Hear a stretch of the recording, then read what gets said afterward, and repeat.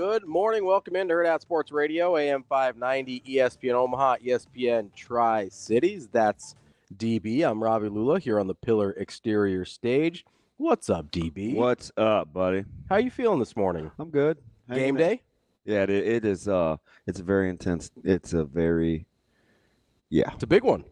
Oh, for sure. Elk South? We like these, and we've been in a handful of them, and Yes, you have. we'll see what happens. Just a couple.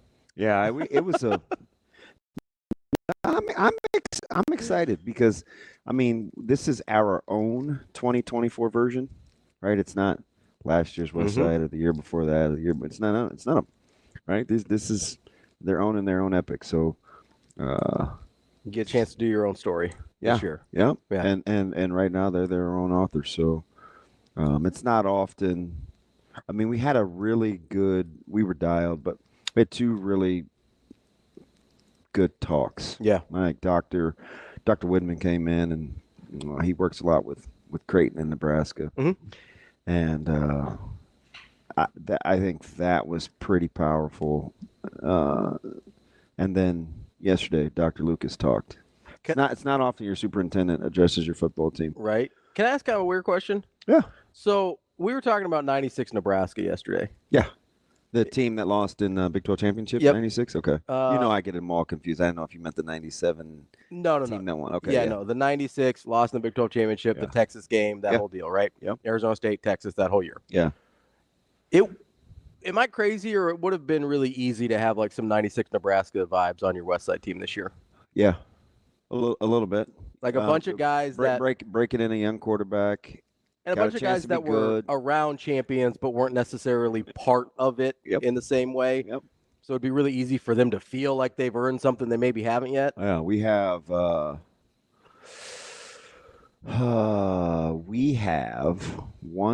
2, 3, 4, 5, 6, 7, 8, 9. We have 9 first-year starters on our defense. Yeah, that's almost everybody. Yeah. It's everybody except for what? Christian Jones. Yeah. And Johnny Hurtado. There you go. So that's almost everybody off a really good defense. Entirely new D-line. You've got new quarterback. Yeah. And we moved Christian. Yeah.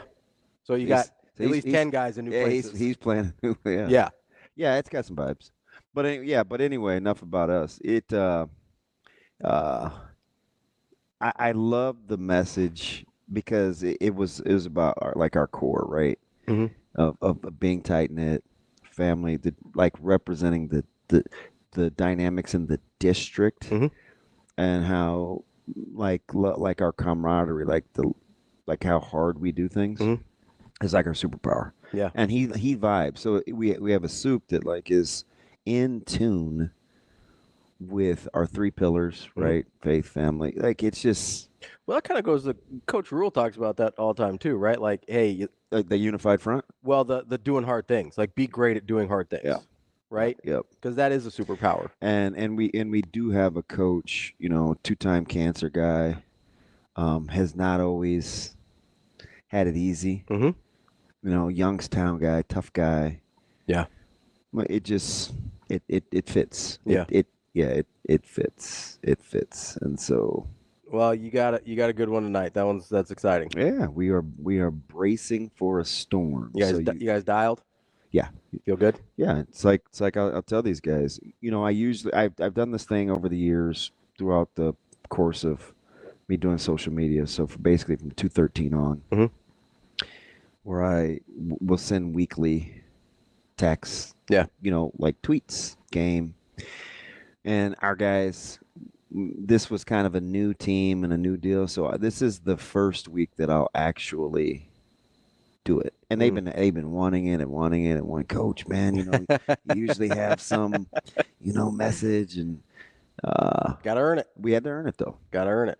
Yeah, but we were this is gonna be a tough stretch, as we go. Oh, so your last 3 are rough. Yes, they are. Yes, you go Elks out this week. Yeah, then prep.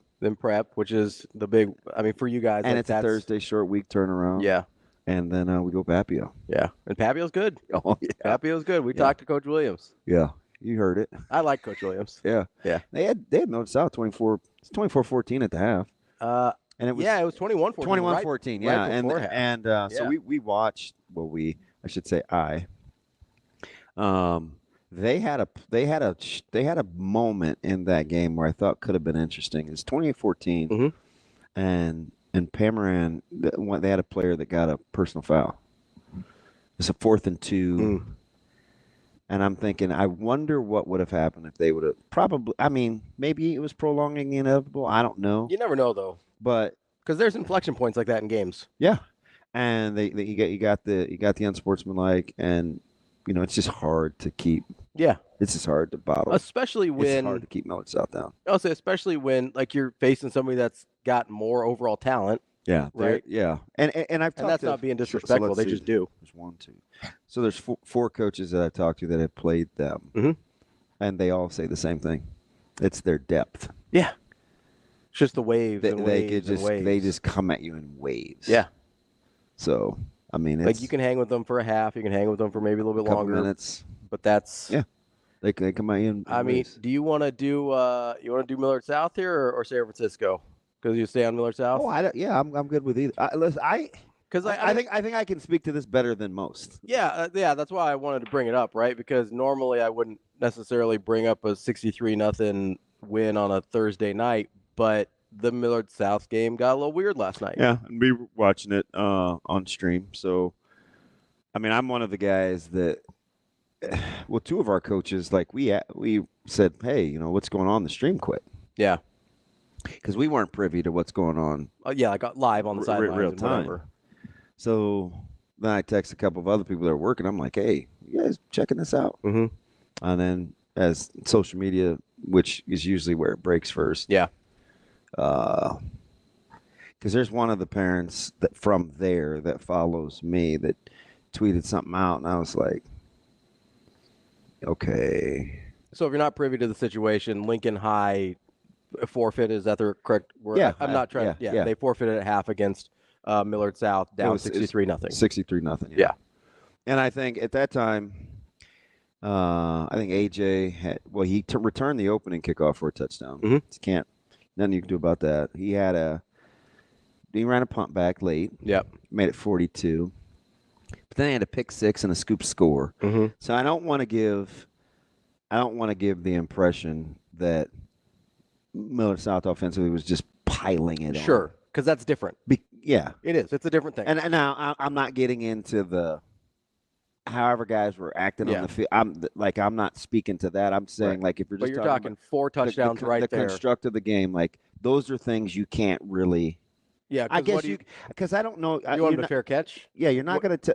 Now we've done that. Sure, but it just depends. I'm not going to legislate that. Yeah, I'm not. I'm not going to expect that. It's not my.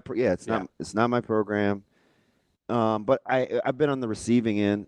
Listen, I work for a guy. Mm-hmm. And this bugged me, and I called him, and I talked to his OC, who's my very, very, very, very, very good friend, and Dan Jackson. They hung 77 on me at Northwest. Yeah. And I felt like Coach O'Neill threw one on us late. Now, it was kind of a close game for Northwest. Mm-hmm. There's probably 28-7 maybe. Mm-hmm. We played tough in the first half. I felt like we had a good game plan. He threw one late on me late in the third quarter. Mm-hmm. His receivers hadn't really had a touch because you don't want to tell those guys to stop playing either. Yeah. And I remember vividly at the end of both those games, and forgive me if I get a little emotional because I'm going to try not to because I'm in the solutions business. But I remember vividly talking to those guys. The first time when they scored 77, I scooted up 27 kids. Mm-hmm. I think against North we had 31. Mm-hmm.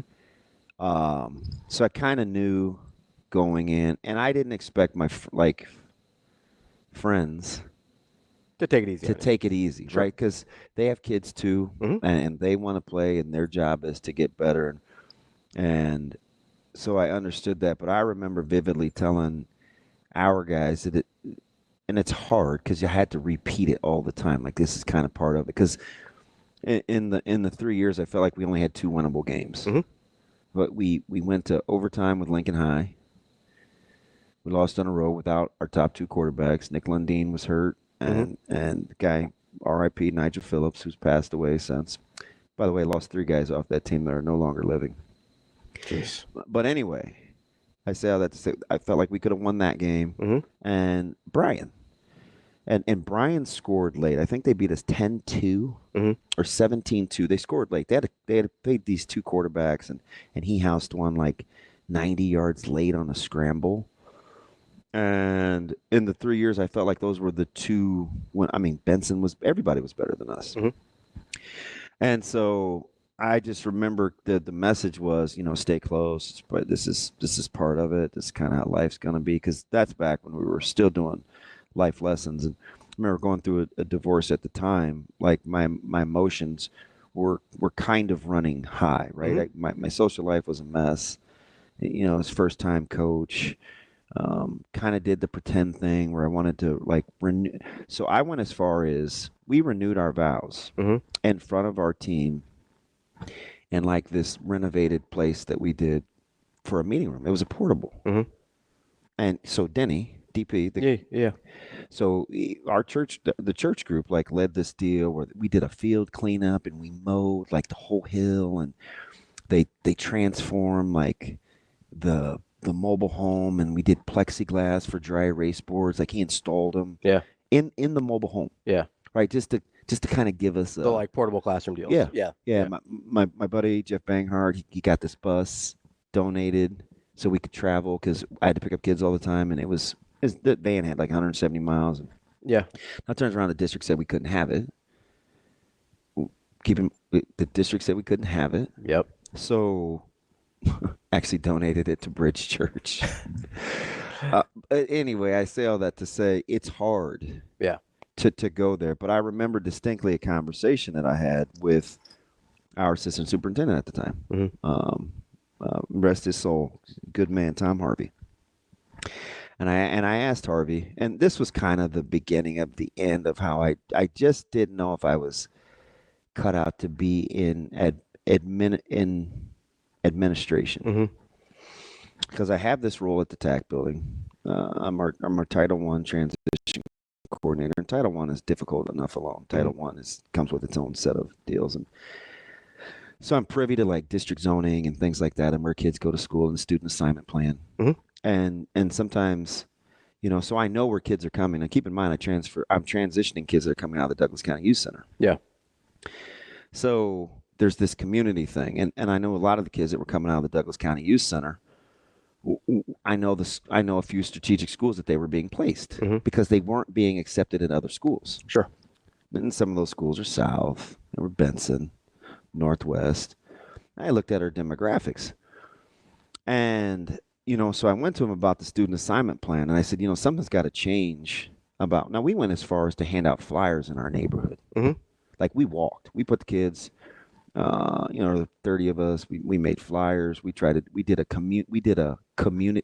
picnic out front at our school. These are things that people weren't doing yet. But I felt like, okay, we could do this. And I told you I rolled the dice. Marriage was super shaky.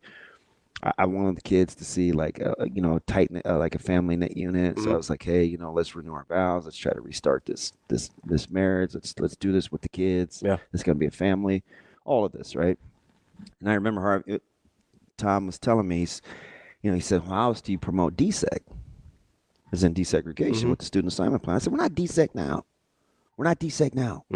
Our school does not look like our surrounding neighborhoods. Like this is not right. So, of course, like I've been known to do from time to time when I'm passionate about something and I feel I'm right. Like I took it to task. It kind of the beginning of the end of the playing nice because it was my job. Right? Because I just felt like structurally there were some things we could do, we just weren't willing to do. So I was very narrow-sighted because that was my reality. Because you were in it. Like so I'm you in were it. knee deep. I'm in it. Yeah. Right? and we're just getting our heads beat in. Yeah. And I mean, you're shooting 25 guys in Class A. Like, yeah, that's tough. Yeah, oh yeah.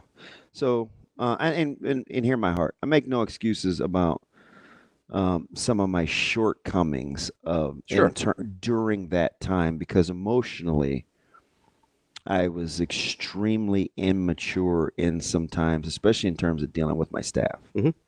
Okay, so I say all that to say I understand, and I know Mackey really, really well. Mm-hmm. Lincoln High's head coach. And so I clearly understand what he feels. Yeah, the position he's in. Right? So if he's at halftime and he's and he's looking at his team, because that's his first concern. Those are his guys. Right? Like, that's the first thing I thought when you told me last night was, I bet he was worried about his team. Yeah. And I'm telling you. Like, safety-wise. Yeah. More than anything. Lincoln High played us in hoops last year. Or was it district? Yeah, it might have been districts. Mm-hmm. And like, I spent 15 minutes just talking to him. Yeah. Right? Like, and he's got a couple guys over there bowling and that I know, and admin, and we were just talking about, numbers in school don't necessarily mean numbers in attendance. Grand Island's going through it. Well, yeah. Big numbers in the school, but they're not playing. They're not playing. Yeah. I mean, South has big numbers in the school. And nobody's playing. Yeah. So, like, I understand when you're looking at your kids and you're like, you know what? This just isn't for them. And again, I'm not getting into how he felt his team was or wasn't being treated, because that part I don't know. Yeah. I just know what I can see on stream. Yeah. So I don't know what's being said. I don't know if it's being rubbed in, if it's not. Again, if somebody else is privy to that not my pig, not my farm, because I don't know about that. Yeah, we're not privy to that right now. So I think there's a couple of things you can do. You can, and this is coming from somebody that is in an open, has open enrollment in their district, and I've had this conversation before, and coincidentally enough, this chatter started with the team that we play tonight. Yeah. Okay. The live here, play here, those T-shirts. Mm-hmm. I had a couple parents that had some strong things to say on social media. And it just took it to task, because we just felt like as a district, enough's enough. Like, let's take a look at our enrollment numbers. Let's take a look at opt-ins. If you want to know, let's really know, so you can quit the narrative. Yeah. All right. A couple senators were on board with this. Mm-hmm. I had to call him and educate him too. And so there's a couple of things you can do. If you have open enrollment and you want the tax dollars to keep you from being smaller districts, then you accept open enrollment, because that comes with some fiscal opportunities. Yeah, some benefits. Okay.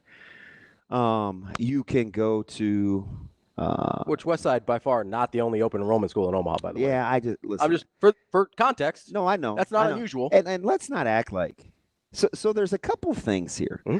Let's not act like, even as parents or guardians, you want your kiddos, if possible, to have the opportunity to have the best opportunity. Whatever they're doing. Academics. Whether that's band, debate, speech. Yeah.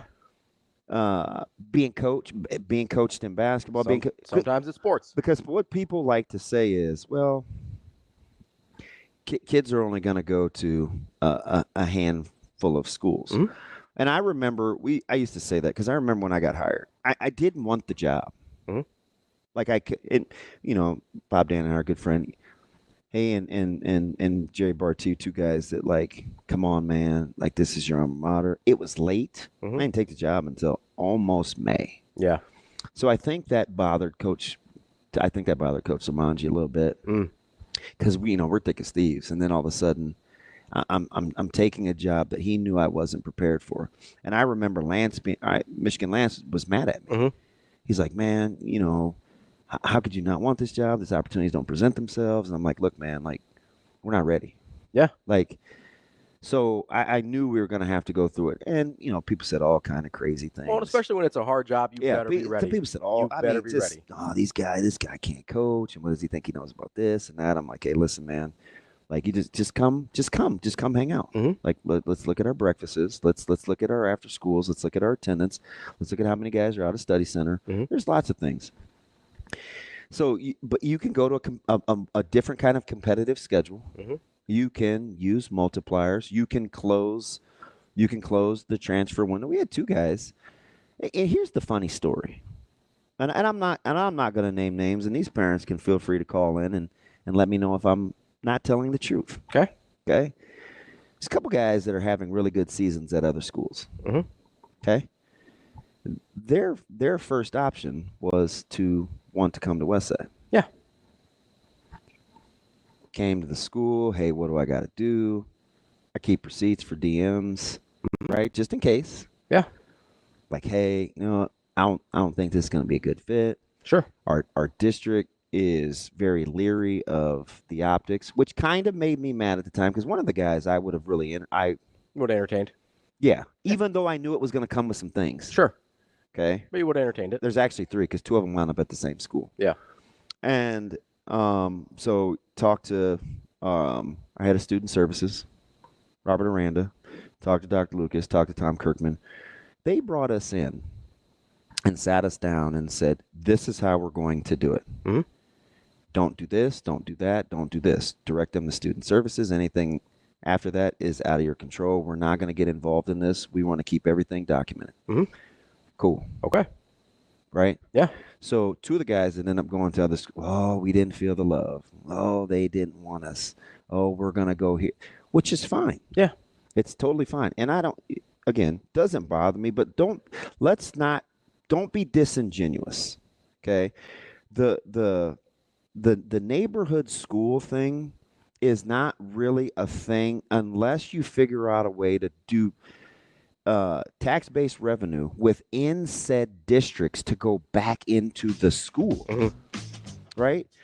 If you're over there going to school on 39th and Ames and your levies and your tax-based revenue that goes back into your school is at a 2.6 or a 2.7 versus some other place that's at a 4.0 or a 3.9 or whatever the levy is, and it's going back into the school, those schools are going to be they're going to look different. They're going to look different. Yeah. You're going to have different opportunities at their school. Yeah.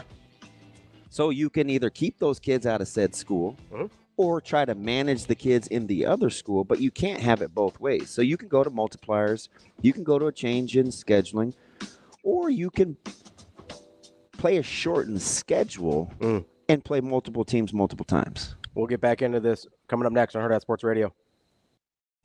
Welcome back to Hurrdat Sports Radio, AM 590, ESPN Omaha, ESPN Tri-Cities. We're live on Twitter, Facebook, YouTube. That's TV. I'm Ravi Lulla. We're here at Hurrdat Sports Bar and Grill. Coming up on the show today, we're going to talk to Kam Lenhart, the Bennington head football coach, at 7:45. At 8, we'll talk to our guy Tim Verghese from inside Nebraska. At 9, we've got Mike Sautter from Hurrdat Sports and NEB Preps. At 9:45, we wrap up the week like we always do with our guy Matt Vrzal. Like we always do at this time. That's right. In our YouTube stream, as we were talking about solving all the world's problems in high school, but really we're not. One of my guys brings up a point. He says, I've been saying that for years. He's talking to me about the demographics. He goes, demographics of these schools have changed. Some schools don't have enough boys that grow up playing football. School population alone does not work for classifying football. Yeah. It doesn't. I know in some of those. It doesn't. So that's something. And let's not see. Remember, I told you I had a conversation for 45 minutes on my back deck this summer. Mm-hmm. We were talking about schools and freedom of movement. And yeah. Well, the person I was talking to works at the NSAA. Mm-hmm. He knows clearly what's going on, right? They're working like crazy behind the scenes to try to enrich. And it's not even about competitive balance. Mm-hmm. Trying to enrich the athletic experience. I'll say it's about trying to make sure that it's a positive experience for the kids. Trying to enrich the athletic experience. Competitive balance is not a thing. Yeah, because I don't think the NSAA cares if somebody wins 10 straight state championships or because what people don't understand, and some do. Yeah. School choice means school choice. Yeah. It can't just be for charter schools when we want it to be, or private schools. Yeah. It can't just be for whatever it want to be, because you have to legislate that. Also, let's not pretend like Omaha isn't super blessed with some of their public schools that are better than a lot of private schools other places. Yeah, you literally have districts that understand bond issues that will keep bonds from happening, so their schools can stay a certain size. Yeah, stay more competitive. Like the game within the game is a real thing. Yeah. So, like it's just interesting how we pick and choose what we're mad at. And when it happens to somebody where it's been allowed to happen, then all of a sudden we're up in arms. There's this uproar. Yeah. But you don't want to tell your friends to stop doing what you're doing because some of you guys run in these circles. And you also some of you guys run in these circles. And it's not like you're not telling anybody out loud. It's the conversations you guys have over beers or wings and ginger ale or whatever. Like come on, man. Like it clearly starts at the top, and it's economics. It's economics. It's a lot. It is, but I don't know how much we're prepared to handle though. If we want to really have the conversation though. Well, that's the problem, right? Because this isn't a football conversation. Yeah, like it's not. Millard South beating Lincoln High 63-0 at halftime, and Lincoln High saying, "Hey, we're tapping out, right? We're done here."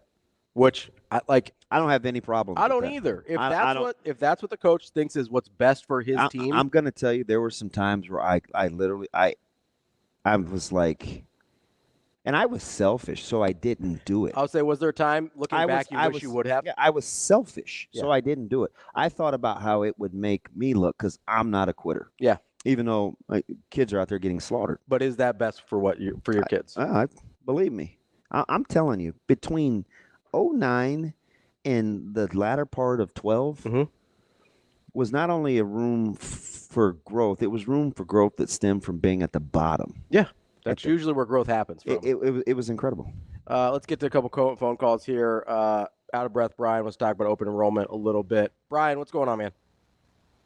Well, you guys are saying something near and dear to my heart definitely this year. Because I'm gonna tell the truth, B. I just am. Like I'm over the sidebar backdoor chatter and sometimes when you know where the bodies are buried, you can have these conversations. So I apologize I apologize if. No, I see what you guys just summed up. What I think the issue is, it is economics because there's not enough revenue generated in certain areas of this city because of certain things. Don't want to get to that, but it's obvious. And the parents who may not have the ability, even though open enrollment is available, to go there because you don't have to have interaction. You still have to get your kids there too, right? As transportation is still an issue, right? And it's something. And kids are not perfect. Parents get calls and they have to show up to school. I'm not driving across town. I'm not doing that. Yeah. Okay, so I would love for there to be a solution economically to parts of town that needed to create that tax-based revenue. Okay, because I understand you need an economy, exchange, trades going on in certain areas for that to happen. It's obvious in this city how it's structured, and I see what's going on. It's not ticked off and people just see it disappointed because I believe there's good coaches all throughout the city, even at my school, but I can tell the difference in height and I can tell who's out there recruiting, and I'm not really with all that because I really don't like that. I know it's there to give people opportunity. I just wish those opportunities could be available closer and maybe more wide range for everybody. So there'll be more better experience enjoyed for all athletes throughout the city. Since you're worried so much about the athletes' experience, are we just worried about a few of the experiences at a few places, or are we worried about the whole thing? Because it looks like just a few places are benefiting. Yeah, but B, so I think it is important to say, like a lot of times parents and guardians look at athletics as a way to pay for secondary opportunities. So I think that's part. I think that's the quiet part that people aren't willing to admit out loud when we have all these arrows of righteousness. I'll admit it. I'll admit it. I would love for my, because I didn't. I would love. That's why I pushed them in school and make sure they get A's. But I'm also from the old school and know you can break your leg at any time. Yeah. I mean, okay, I'm worried about the educational experiences as well at these schools because that will also increase. So what if I can't afford what if I can't afford to buy a home in your district? Should I not be allowed to go to your school? No, that's not. See, that's what you're. I'm not arguing that. Okay. I'm not arguing. I'm just saying. And I don't think you are. I want people that think they have solutions between open and closed. That's the alternative open enrollment. If I can't afford, and especially the way schools are funded in Omaha, right? It is a local property tax issue. People got to understand how it goes. I can't afford a house in a nice part of town or a more expensive part of town. If you don't have an open enrollment, that means my kid doesn't get to go to a school that has more resources. Yeah, maybe I want my kid to be able to take an iPad home. Maybe I want my kid to be in an IB program. I'm just saying, man. A lot of this has nothing to do with sports. Like that's the problem is. We see, it's just the easy part to see. Yeah, it's the one that's in front of our face, right? Like Millard South. I agree. Millard South winning 63-0 is right in front of our face, whereas academic scores and debate teams and DECA and all that kind of stuff is all kind of back over here that we don't have a camera pointed at. It's not like let's not sit here and act like Millard South's AD and their administration or Coach Wisdom for that matter is like chomping at the bit to have Lincoln High and Benson on the schedule. Sure. Like, that's not what they want. Yeah. Last night wasn't good for anybody. And I guarantee you Throne would say I guarantee he would say that. Yeah. I know what kind of person he is. He would say this isn't good for anyone. Now, that doesn't mean that he has the solution readily available. But I can recognize the issue, though. I can see it. I'm telling you, man. You know what, though? I would say if I sum it all up, my thought, once again, under the equal sign under the equation at the bottom, I'm still going to say, again, everything comes back to us in society. So if we want more economic opportunities, as people individually will have to be motivated to increase those opportunities over time by preparing themselves for their areas to make those places more economically viable. So maybe those experiences for future students will be better. So, I get what you guys are getting at. It's the money coming in certain places, and like it's different, and I appreciate the call, B. It's different, right? Papio was. I'm catching this second win, right? Because Coach Williams, I don't know if he'd call me a friend. Let's just say good associates, right? We have conversations. You're friendly. Yeah, the Keenan Cotton thing was a real issue, right? Oh, you can't listen, man. Number one, talk to the parents. Yeah. Right. Talk to both of Keenan's parents. See what their issues were, and then come back and have a conversation with the district about what happened. Because the assumptions made about kids and opportunity and being with friends, sometimes that starts. This is crazy. Sometimes it starts right in the home. Doesn't have anything to do with the high school. I would say most of the time. Doesn't have anything to do with high school. But I want to tell you that I'm going to say this, and then we're going to get to Kam Lenhart from Bennington coming up next. If you want to talk about closed enrollment, you better be ready to talk about one city, one district. 100%. Like if that's the conversation you want to have, you better be ready to have the other one. Hurrdat Sports coming up next. Wrapping up hour number one here on Hurrdat Sports Radio, AM 590, ESPN Omaha, ESPN Tri-Cities. That's DB. I'm Ravi Lulla. We're joined now by Bennington head football coach Kam Lenhart. Coach, how are you this morning? I'm doing well. How are you guys? Coach, how are we doing? I apologize for this taking this long. I mean, when you haven't won since one of my kids was born, we probably should have talked to you sooner this year. How you been? No, I've been doing well. It's right in the heart of football, so you can't be mad about it. It's interesting. Just obviously following you. Seems like I do a game of yours every year. Just so happens to always usually be at state. I'm enjoying watching this offense evolve because I think going in, knew you guys were going to be pretty stout defensively. I mean, you bring back some legit studs, but it's kind of been fun to watch you guys evolve on offense. Is this kind of new for you in this journey with this at this particular juncture in your life? Yeah, I would say so. Houston, our quarterback, has a very strong arm, and so. Not that we've not been able to throw the ball in the past, but just he's very natural at it. And so being able to spread the ball out a little bit more, get things on the perimeter, and having 4 seniors out at receiver, it's been a lot of fun. So, yeah, definitely new in my eyes, but a lot of fun to see. Coach, obviously you guys have been successful there for a really long time now, as DB alluded to. What is something kind of unique about this team that you've particularly enjoyed coaching? I just think the amount of buy-in that this group has. Every year you think that the kids are all bought in and everything, and it's just proven every year it just gets a little bit better and better. They have a lot of things to prove. A lot of people fear about complacency when we've been able to have success that we have, and people just kind of going through the motions, and I don't see that at all. I see this team that's hungry. They want to prove that they're just as good as any other team that's come in the past. We do NEB preps every week, and we break down what's going on in the different classes. I'm kind of looking at this schedule, and I know your personality. You're going to be one game at a time, and right now that's Elkhorn. So I'll generally say, do you like how your schedule has broken down to get you to ramp up towards the playoffs? Yeah, I really do. At the beginning of the year when the schedules came out, I said one thing: we were either going to be kind of beat up from the amount of teams that we play that are high quality, or we're going to be really well prepared. So come playoff time, I think we're going to be a team that people don't want to play. But we still got to make sure we're taking 1 week at a time. So like you said, Elkhorn's the only focus right now. Coach, you mentioned the buy-in from this team earlier, and I was talking to DB because, they've had a little bit of success over there at Westside too earlier this morning about how some of the challenges of making sure guys feel like they have to earn it when they've been in a program that's been super successful, even though maybe they weren't key cogs in that success earlier in their careers. Is that something you find you have to fight against at all, or does the buy-in kind of just take care of that?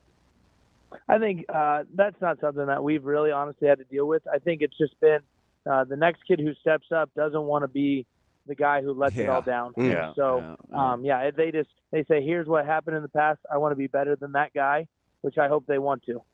Coach, for you and your staff, and it's super quality staff, and what are the challenges that you guys use internally? You don't just roll the ball out there and play. I've seen you at multiple clinics.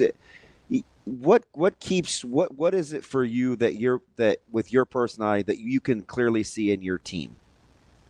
I think competitiveness. We try to compete in anything that we do.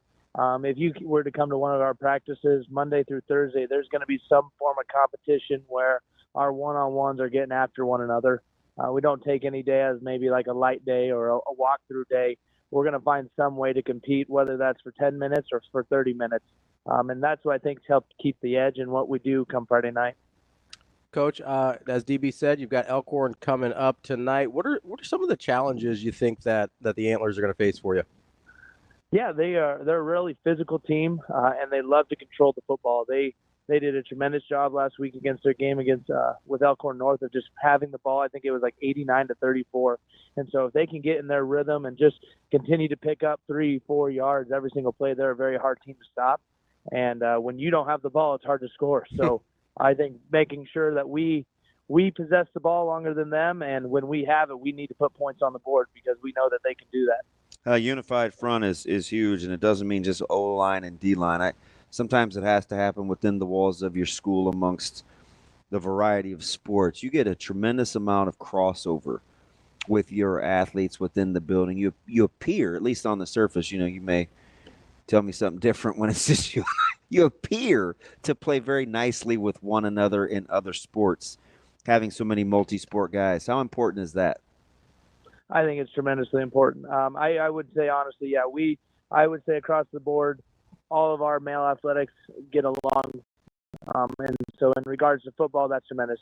We ask our guys to be multi-sport athletes. I think the most important thing goes back to that competitiveness. So you can compete maybe in certain ways, but there's nothing like competing in high school sports. So we want our kids to wrestle. We want our kids to play basketball. We want them to be on the baseball field and on the track because when it comes to fall, I think all those things pay dividends. Coach, I got to ask you something because as the community continues to grow around you, and I used to live, I was 5 minutes from there, and it's growing, it's booming. You come across your personality like you're always under control. I don't mean you have to be in control, but you're always under control. How do you manage the growing numbers in your youth program? What's going on where you're wanting the pipeline to continue to grow, that kind of keeps you so steady, Eddie? The vision for the community has to be pretty clear, doesn't it? Yeah, I would say I am so fortunate that I have great people to work with. I don't think it's a one-man show by any means. You go back and we talk about our staff. We have 13 guys on staff who are truly bought into the vision that we have, and everything that they do goes towards the team. We have a great youth program in terms of just understanding they're there to help build future badgers, not there to try to win middle school or elementary championships. So they take the time. We provide coaching clinics so that they can truly get an idea of what we do and what the mindset is, and then they run with it. And so I think it really is just a community effort, and that's what makes Bennington so special. Coach, stay right there, because you said something I think sometimes that makes people cringe a little bit. I'm part of some youth organizations now currently where they're trying to have this understanding. Hey, is this a developmental thing? Are we trying to be competitive? And it's the age-old discussion, right? It's not just football. Sometimes it's like that in basketball or baseball. Hey, are we developmental league or we want to be competitive? Can we afford to be both? How did that message start where you can just do what you're doing now with such a unified front? Like at what level did you go with or down to, for lack of a better term, to start to communicate the direction that you wanted it to go? Yeah, so right when I took over, I was fortunate enough I had the board member or the board president who said, hey, we want to kind of get you as a volunteer board member. So with our youth organization right away, that I was able to step in and kind of explain, here was my vision, here's what I wanted. And at the end of the day, I told them, guys, my number one goal for you is to make sure kids want to go play football the next year. Just make them want to play football, and we can do the rest. Man, Coach, how important is that part of it, right? Because we've been talking all morning about kind of the athletic experience of high school and what the goal is there, right? Because, I mean, yeah, it's great when you send guys off to play college football and things like that, but I think at this level, enjoying the experience and wanting to play football is more important than all of the other stuff. How did you come to that conclusion? I think it just comes from experience. And I think I look back at my career and how much high school football meant to me, and how fortunate I was to go play after that. And at the end of the day, I want that same experience for the young men that come through our program. I think football can teach a lot of valuable life lessons. And so any kid that wants to play football is welcome. We don't have cuts. We're never going to tell a kid he can't play.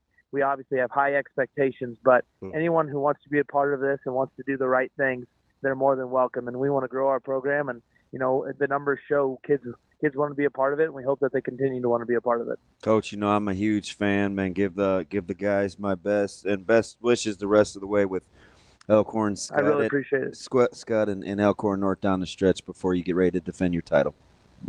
Thank you so much. I appreciate it. Thanks, Coach. That's Coach Lenhart from Bennington. Really good stuff there.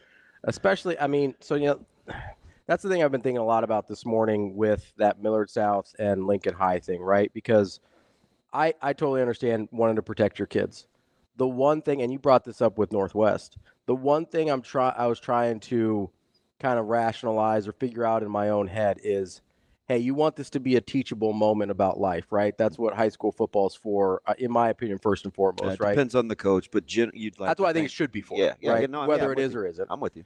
My question is, if you're in that spot, like, what's the teachable moment by saying, like, guys, is it like, hey, we're setting our ego aside here to be protective of one another? Like, what's the teachable moment for Lincoln High at halftime last night? I think getting up and getting dressed in the morning today. Yeah.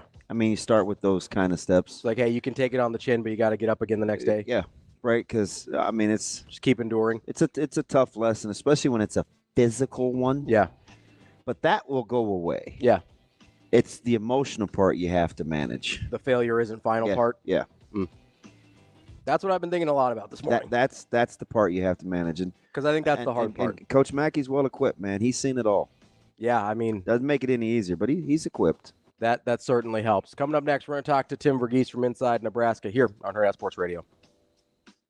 kicking off hour number 2 here on Hurrdat Sports Radio, AM 590, ESPN Omaha, ESPN Tri-Cities. That's DB. I'm Ravi Lulla. We're joined now by Tim Verghese from inside Nebraska. Tim, what's going on, man? Hey, not too much. How about y'all? Enjoy the bye week. Oh, kinda. Are you gonna get out and you gonna be like some guys on Nebraska's coaching staff, the head man in particular, and get out and see a high school game, or what's on tap for tonight? I know tomorrow is loaded with college football. What's on tap for tonight? Yeah, I'm going to see Connor Booth, but I want to make sure get out to see him.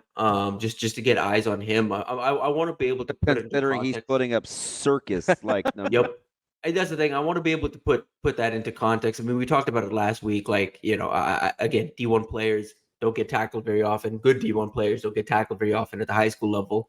But I think it's important to put into context the level of competition he's playing at and trying to get an idea of how that'll translate to the next level. Tim, when you're going to some of these smaller schools to make those evaluations, like obviously the level of competition is not going to be the same as, say, the Blue Valley game last night, right, where Coach Rule was at checking out Dawson Merritt. But so, like, how do you put that into context, knowing like, hey, this is probably the only D1 athlete in any sport on this field in most instances? Like, how do you kind of get a frame of reference for that with a guy like Connor Booth? Yeah, I think it's important you go out there and you're just looking to see how much better does he look than everyone else around him. You're expecting if he's the lone, like, D1 commit or D1 type player on the entire field, you're expecting him to look different. How much different does that look? Because I've seen, I wrote it up this week just because someone had asked me about that as well in our mailbag this week about just why does level of competition matter in evaluations. And I basically just said, it's like, again, if you are a D1 player playing against lower level of competition, you should look the part, like the two of the best players I've ever seen against lower levels of competition are Dalton Brooks and Terry Bussey, who both start at Texas A&M right now as freshmen. And those guys were doing everything for their team. They're playing running back, they're playing DB, they're playing linebacker, they're returning kicks, returning punts. They're scoring and contributing in every possible way. Like both of them leading their teams basically all on their own to state championship type success. Tim, let me go back to Merritt real quick. I got a lot of guys, at least a handful down in that area. Do you think Dawson Merritt is the best defensive player on that team? Ooh, I think so. I think so. That feels like a loaded question. Okay. Yeah, no, I'd say so, just because, on top of just the physical tools, I would say the instincts are something that are high level for a kid his age, just because of who his family, and the amount of film he watches, and kind of just the way he was raised around the game. Just in the same way, we talk about Dylan and how being raised by an NFL center helps you learn a lot more about line checks and adjusting things at the line. Like being raised by an NFL head coach, like it just teaches you to watch film differently. And as a linebacker, you're seeing that start to translate in Dawson's game over the last 2 seasons. So let's talk about Dawson for a second here. Obviously, he's still committed to Alabama, but Coach Rule's down there last night. He was back in Lincoln a few weeks ago. Where is Nebraska at with Dawson Merritt? The feeling just coming out of last night, and Greg Smith was on the scene yesterday, so talking to him last night and talking to some people around there, the feeling around there right now is it's coming down to Nebraska and Alabama. Like it's truly like obviously he's committed right now, but it feels like a recruitment again, and it feels like it's just coming down to those two schools, those two really battling it out down the stretch here, and it feels like it's one of those things that it may not happen imminently, but it may be something come signing day where we're like, hey, just don't forget about Dawson Merritt. Like what, Nebraska's got most of the class in the boat. What are they really waiting on? And it's going to be like, oh, can they flip Dawson Merritt on signing day? Like it feels like it's one of those type of recruitments right now where Nebraska's going to have to keep chipping away. But I mean, things like Bama's loss to Vanderbilt, Nebraska's defense playing the way they have. I think an important thing down the stretch here too would be getting some idea of what Tony White's future looks like too. Is he going to stick around in Nebraska? Yeah, that's the thing. Yep. That's the thing. Although, no, I'm not going to get into the wagering on how long I think T. White's going to be around. TV, let me ask you something. And this is a little off the radar, but could you foresee a deal, And depending on what's happened, because the wins and losses thing got me focused on Missouri, right, and what happened with them. And obviously Williams and Lacey, two guys Nebraska was in on down the stretch pretty much, aren't really playing for drink right now. And who knows, right? He could be one of those guys that could be on the move. Could you see any guys, and you don't have to be specific, but Coach Rule and this staff being a staff where guys circle back based on what they learned in recruitment versus what they thought Nebraska had to prove and show before they said yes, as they watched Nebraska's ascent? I think so. Those are just two guys that come to mind because and I think early. Yeah, those are two good names too. I think to circle just because, and I think the Missouri conversation is something that we don't need to necessarily get into right now because we're speculating what they might do down the stretch of the season. But I think it factors into the Jackson Cantwell conversation as well because he currently sees Missouri as a contender and Nebraska as a team that's getting there. But I think both programs are more similar than everyone thinks. I think they're in different spots as where they're going, but I think they're closer in trajectory than people think. And in that same boat, like that does apply to Williams and that does apply to Lacey. But yeah, like in general with that class, Nebraska just didn't have time to capitalize in the 2024 cycle on landing Dylan Raiola. And I think a lot of those guys are now watching Dylan, a guy they got to know pretty well through the recruiting process because Dylan was a guy that went and built relationships and did peer recruit at previous spots. He just never had that time in Nebraska. I think that's going to be a thing where, a couple guys are checking in on Nebraska if they're in the portal. Even if they're not in the portal, they're going to be like, hey, would I have a spot there? That there's going to be some feelers out. And it's not to say, anything necessarily illegal is happening. It's just kind of the way the game is right now.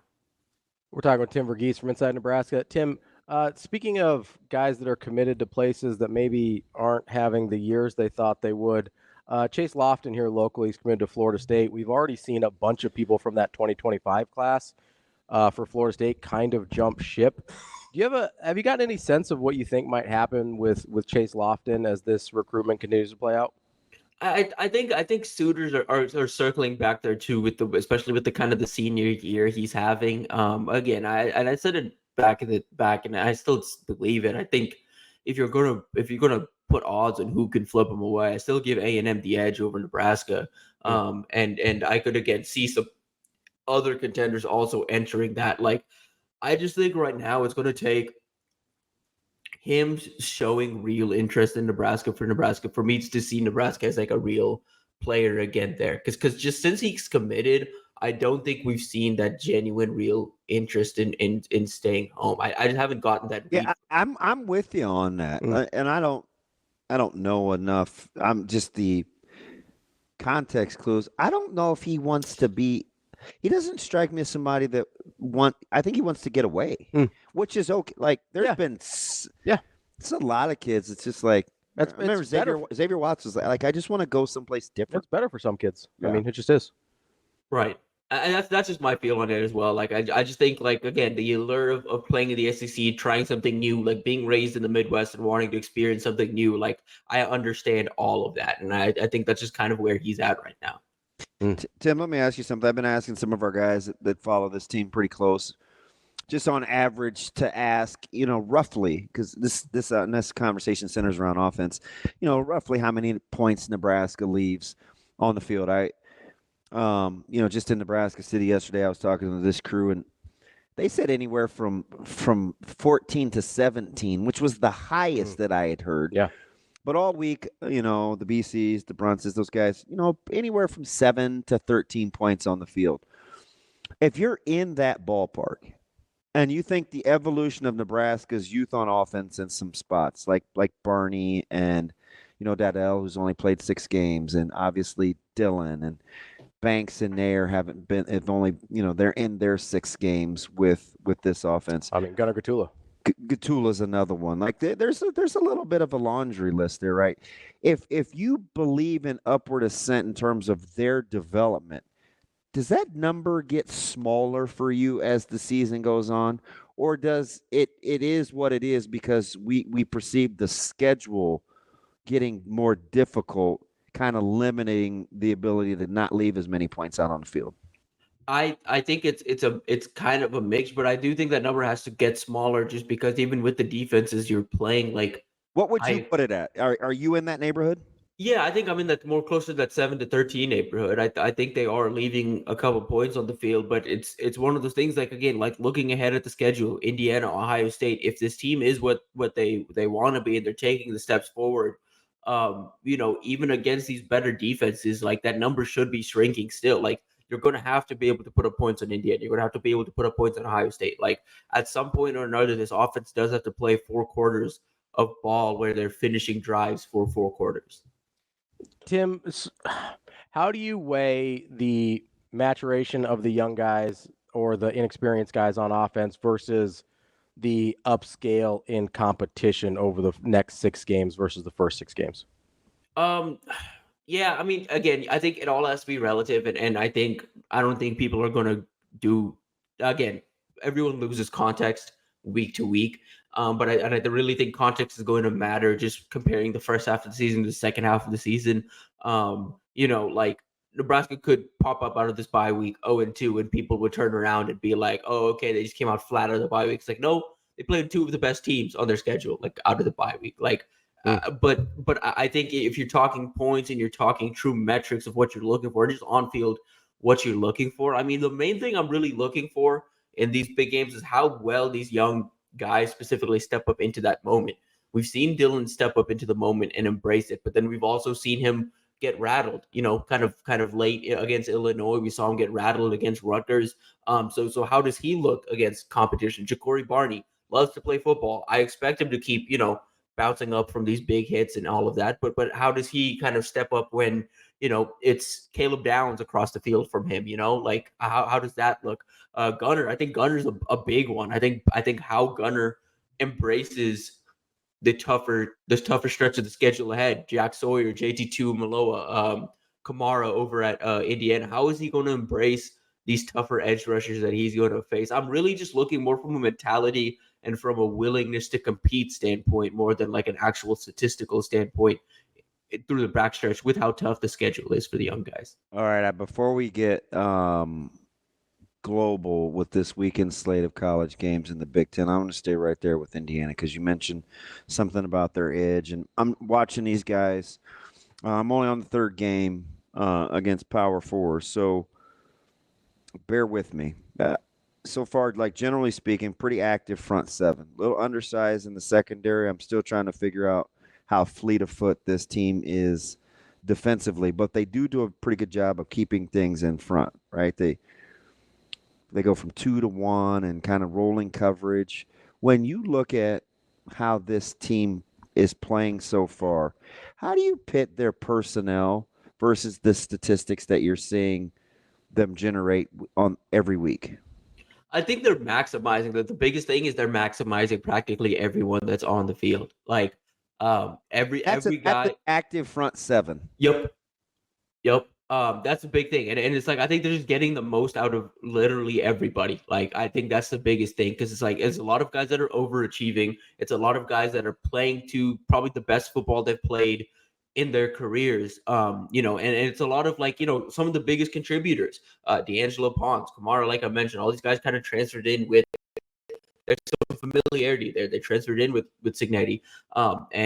So that's part of it. And I think when you look at this team in general, my general feel is like, they're not doing anything super, super impressive schematically. It really is just like they just line up and they play football and they count that all 11 of their guys are going to execute better than all 11 of the team they're facing. And that just kind of feels like who they are. They're very disciplined. They play loose, disciplined but loose.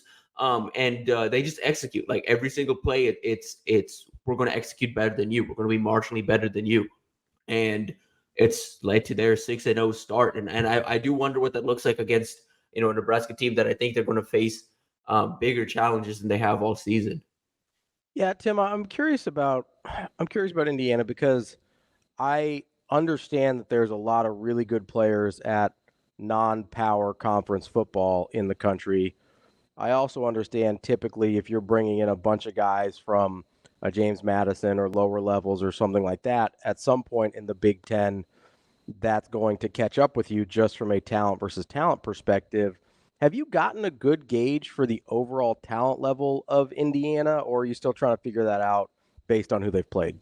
I'm still trying to figure that out, and I really think that Nebraska game is important just for me to figure out what they're going to do this season and also where they stack up to. Like, I really do believe that because, again, the one thing with Nebraska right now is the top guys on this team are experienced guys in the Big Ten, guys that have been around this conference for a long time and have seen a lot. So, if you're able to hold up against the Nashes and Ties and Tommy Hills and Deshaun Singletons and Marquise Bufords of the world, you can hold up in the Big Ten, it feels like, and on the flip side of that too, it's like, if you can hold up defensively against the size of Jamal Banks and Isaiah Nair and the speed of Ja'Cory Barney and that, I think the lines are kind of a wash in this game. Yeah, I'm with you. This is the matchup. A little smaller DBs for Indiana. Yep. But you know what I think has to happen? I'll be curious on the road, Tim. Yep. If Dylan kind of cuts it loose, because I think if he does, in them playing so much zone behind that front seven, there's some plays to be made. Yeah, absolutely. And it's like you said, they keep everything in front of them, and that kind of benefits Dylan in Nebraska. Yeah, kind of how they want to play. Yeah, how they want to play. Yeah, exactly. And and it's like it's one of those things where it's like, okay, hey, maybe that open up the top isn't there for Dylan play to play, but he's never had an issue just taking off the little check down, and if guys have room to run, they'll maximize that room to run. Yeah, I think when people let Dylan kind of pick apart little zone coverage in the intermediate range, that's I think where we've seen him be the best this year. Tim, as we kind of transition into the Big Ten schedule for this week, there's 4 games that I think are interesting in the Big Ten: Washington, Iowa, Wisconsin, Rutgers, Penn State, USC, and then obviously Oregon, Ohio State. Out of those 4 games, do you have one that you think you can learn the most about one of those teams? I think Wisconsin, Rutgers. I don't have a gauge on what Wisconsin is. I think Nebraska's the better program right now. I think Nebraska's the better team so far this year, but I think that Rutgers game is going to give me a good idea of who they are. The only other one I think is close is USC, just because this is a good opportunity for me to figure out kind of where they fit in the Big Ten and how they can stick, playing kind of these coast to coast type games. So is it just because I'm so bad? I'm like, Tim, say Washington and Iowa. Is it because you think you know who Iowa is? Yeah, I mean, I just again, if they come out this weekend and they're able to limit what Washington does offensively and also put up some points, I'll be like, oh, okay, well, there we go. But I think I know what that team is. They are who they are. They're going to play real good defense, and offensively, they are going to struggle a little bit. And so it's like, if I need to see them be able to put up points, because we saw that early in the year, and it's like, oh, okay, maybe they've got something going. I want to see them be able to put up points on a Big Ten opponent, and Washington's a good opportunity to do that. I more than anything too, I'm also looking at what's closer on the schedule too. Like Iowa feels still so far out for me. Tim, I kind of agree with you on those 2 games that you picked out because, and correct me if I'm wrong here, in your opinion, but like Oregon, Ohio State, unless there's a blowout one way or the other, I'm still going to think both those teams are good. I'm still going to think that both those teams have a shot to make the playoff, but I do feel like that Penn State USC game could dramatically change how I feel about USC one way or the other. Yeah, absolutely. It's definitely a time zone narrative game as I collectively roll my eyes. People have never traveled before, DB. Now, okay. But listen, I'm going to say this, Tim. I know this is your segment, so I'm going to let you go. I'm not going to do this, but I do feel like we're being a little disingenuous because all of us would take a direct flight if we could, even though we're flying. So let's not act like traveling 5 hours is not a big deal, right? Because if we could travel it in 2, we would. Sure. Now, how big of a deal it is, I don't know. But the narratives and jokes that are coming out of this time zone thing are kind of funny. I just don't think we'll be able to put pen to paper on a narrative, regardless of what James Franklin says, until the end of the season. Because right now, the better teams are winning. It doesn't matter what time zone they're in. Right. I completely agree on that too. Like I think it's not like I think that statistics a little Outside like of Washington and Rutgers, like that was a toss up, but the game was close. right. And that's like that's the thing. Like what does that record look like? 2-7 if Washington pulls, or 2-6 if Washington pulls that out. Yeah. Well, how do you feel about SC in Minnesota? Because that would be the other one. That's the other one, and even that one, I just think like. Yeah, I mean that was a good learning lesson for what this USC team is, and also what this Minnesota team is. I didn't like their matchup. When I said Minnesota would win, I told Ravi I just don't think SC is ready to be physical every week. Yeah. Yep. I don't know if the time zone changes. Well, and that was my concern about SC coming into the year. Right? Was hey, they got their head beat in by Utah last year, like, and that's the most physical team on their schedule. I just think the repetitive O-line, D-line play. It's just hard if you're not used to it. To do it every week, yeah. Yeah, I don't think they have the Big Ten trenches just yet, or the depth. Like I think the top end, especially in the O line, I think the top end is there, but the depth isn't necessarily there for SC. So yeah, I agree. Like I mean, those two games kind of toss ups. If the team that traveled comes out on the winning side of that, that statistic doesn't look as crazy as it does right now. And I mean, like again, like. Nebraska's traveling to USC. USC is probably going to be favored in that game, but then UCLA travels to Nebraska. Nebraska's going to be favored in that game. Like that's also part of it. Like the way these are happening are like you said, the favorite team is the one hosting for the most part. So let me ask you something, and maybe I haven't gotten into it yet, but watch Indiana UCLA twice. UCLA keeps coming up in depth. Then I watch them. They were on in studio during a pregame show last week, so I didn't watch it all. But UCLA seems to be suffering from kind of a depth issue too. But have you watched any Indiana UCLA? Because I kind of felt like that score was misleading. That's been a couple of these Indiana games. Like, well, they score late a lot. Yeah. Yep. Even last week, he's not afraid to stay on the gas. Right. And last week, that was the thing. They pulled away a little late where it's like, hey, that game was 1-2 scores at one point, and they kind of pulled away. Last week, and even against Maryland, like that's kind of been. Yeah, it was 21-21 middle of the third, right? Right. There's a couple turnovers in a row, and Sharpie looked at me and he goes, oh, Indiana's up 2 scores now over Maryland. And I'm like, how? Nebraska's only snapped the ball like 6 times. Yeah, and I think that's going to be a game where time of possession matters. Being able to hold onto the ball really matters. Just to keep the ball away from Curtis Rourke in that offense right now. I don't know. I need to get a better feel for Indiana. I just watch more and UCLA and put that game more into context too, because I do think UCLA's kind of been this like doormat of the conference so far this season. Like, there's been a couple, but they feel like the one that everyone's kind of like every week, like taking their turn to whoop up on. But I feel like the team's slowly but surely getting better, and there's legit talent there where it's like, hey, depth isn't an issue for any of these teams. It's UCLA, not. Yep. I mean, like they got some good top end talent. That's for Tim sure. From Inside Nebraska. Tim, we appreciate it as always. Have a good weekend. Appreciate y'all. We'll be back tomorrow. Hurrdat Sports Radio. Halfway through the show here on Hurrdat Sports Radio, AM 590, ESPN Omaha, ESPN Tri-Cities. That's TV. I'm Ravi Lulla here on the Pillar Exterior stage. And we got some baseball going on. And one of our friends, I think, has given us a call that we like to talk to more over the summer. But well, apparently lately on social media, he's been more your friend than mine. I believe he's constantly giving me a hard time. Well, and I met him first. I think you deeply offended his heritage with the meatball situation. Our guy, Big A, Anthony Stabile. What's going on, buddy? Deeply offended my heritage. I mean, there's 3 deeplies there. This guy's wiping red sauce off of meatballs, man. I can't be having that. Okay. My mom's sitting across from me eating breakfast. She just rolled her eyes. Can I at least set what actually happened? Or are you just not hearing it?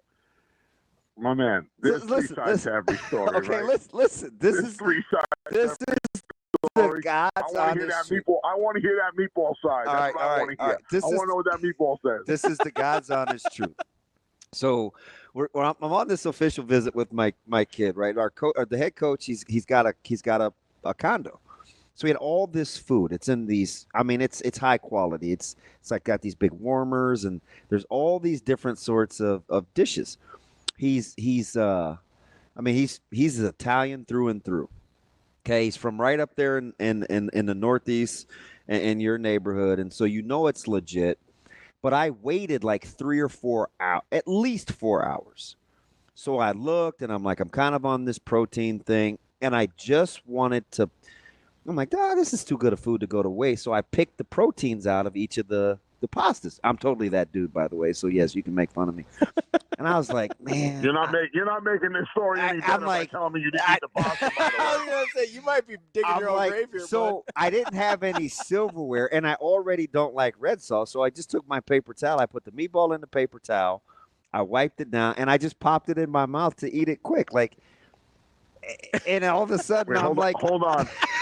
I couldn't hear that last thing. When you said you didn't like red sauce, my ears started bleeding. Give me 1 second. Give me 1 second. That's how it happened. It was just like, I don't know. It had been sitting around. It just didn't look appealing, but I wanted the meat. Ravi, you going on your own soon? Because I don't know if I can deal with this dude anymore, man. This is a rough conversation. I felt like you may feel better if you actually knew the context of what happened. Yeah, no, I knew the context, and I felt like there was a 0% chance that was going to bring a Big A around. Yeah, I wiped the red sauce off and picked it out of pasta. Yeah, you really got a lot of points this morning, buddy. My Good bad. job. Just being Seriously, honest. This guy sounds like he was an extra in Goodfellas, and you think taking it out of the pasta and wiping off the red sauce was going to convince him? Yeah, maybe so. You're looking at with another red sauce. If I was there might have been some other red sauce on that table. So what's going on, man? Are you enjoying this? Go ahead. You're lucky I'm in a good mood. You're lucky I'm in a good mood because for the last 11 days, it's all Queens get the money. That's all it is. It's Nas, it's 50, it's Run DMC, it's LL, and then I throw everybody for the loop. I put a little Tony Bennett in there. Oh, there we go. Oh, Lord. There we go. Mr. Versatility, and that got Ravi to pipe. Weird. He said 50, and you gravitate towards Tony Bennett. Shocked. Listen, I like the guy in a tux, the old school crooner. Let's do it. Let's get some Tony Bennett going on in here. Oh, Lord have mercy. There's an old racetrack guy. His name was Willie Bananas. He was a jockey's agent, and when he was younger, Willie's been gone a while. He worked for a big band, and Tony De Benedetto came walking into his auditorium in Astoria, Queens, and he looked at Tony Bennett's father. He's like, "Listen, the kid's got a good voice, but he's got a receding headline and a crooked nose. He's never going anywhere in this life." How many 2018 songs later, I believe, is the actual. I think that's like close to a real number too. Like 2,000 songs later, Willie Bananas made the biggest mistake of his life. He let Tony Bennett walk out of his auditorium in Astoria, Queens. So Big A, what's going on, buddy? Are you enjoying the Mets? What's going on with this podcast? I hear, man. You want to do what we do? Because you're really good on air. We got a podcast. Thank you very much. We got a racing podcast coming. It's going to be called The Far Turn. Shopping it around right now. We have a home with M2 Productions. Trying to get some sponsorship right now, but we're going to have something going before the Breeders' Cup for sure. I'll let you guys know. Breeders' Cup's 3 weeks from today. So there's 2 days of the Breeders' Cup, Friday and Saturday. Friday is all the young horses, 2-year-olds. They call it Future Stars Friday. And then Saturday's the championship day. So that starts 3 weeks from today. There'll be a pod out before then. I'll let you guys know, and I'll be on Twitter and all my social X, whatever they call it, and all my social media. So I've been working on that. Still at Finger Lakes for another 7 weeks, calling the races. And right now, it's getting the orange and blue home. Right now, that's all it's really about. Are you rooting for a Subway series, or are you just like, hey, to hell with the Yankees? Yeah, I just got my head down right now. Just focusing on the boys and Queens. If it happens, it happens. I would imagine. Wait a minute, you don't strike me as the type of guy that's going to turn tail. This team's got the best record in baseball since June. No. I'm not. Believe me, I'm not turning tail. It's just as I've gotten older in life, I have learned from my mistakes, and I used to run my big fat mouth a lot. So what I do now is I just let, like the ladies, I just let them come to me. I don't chase anymore. I refuse to chase.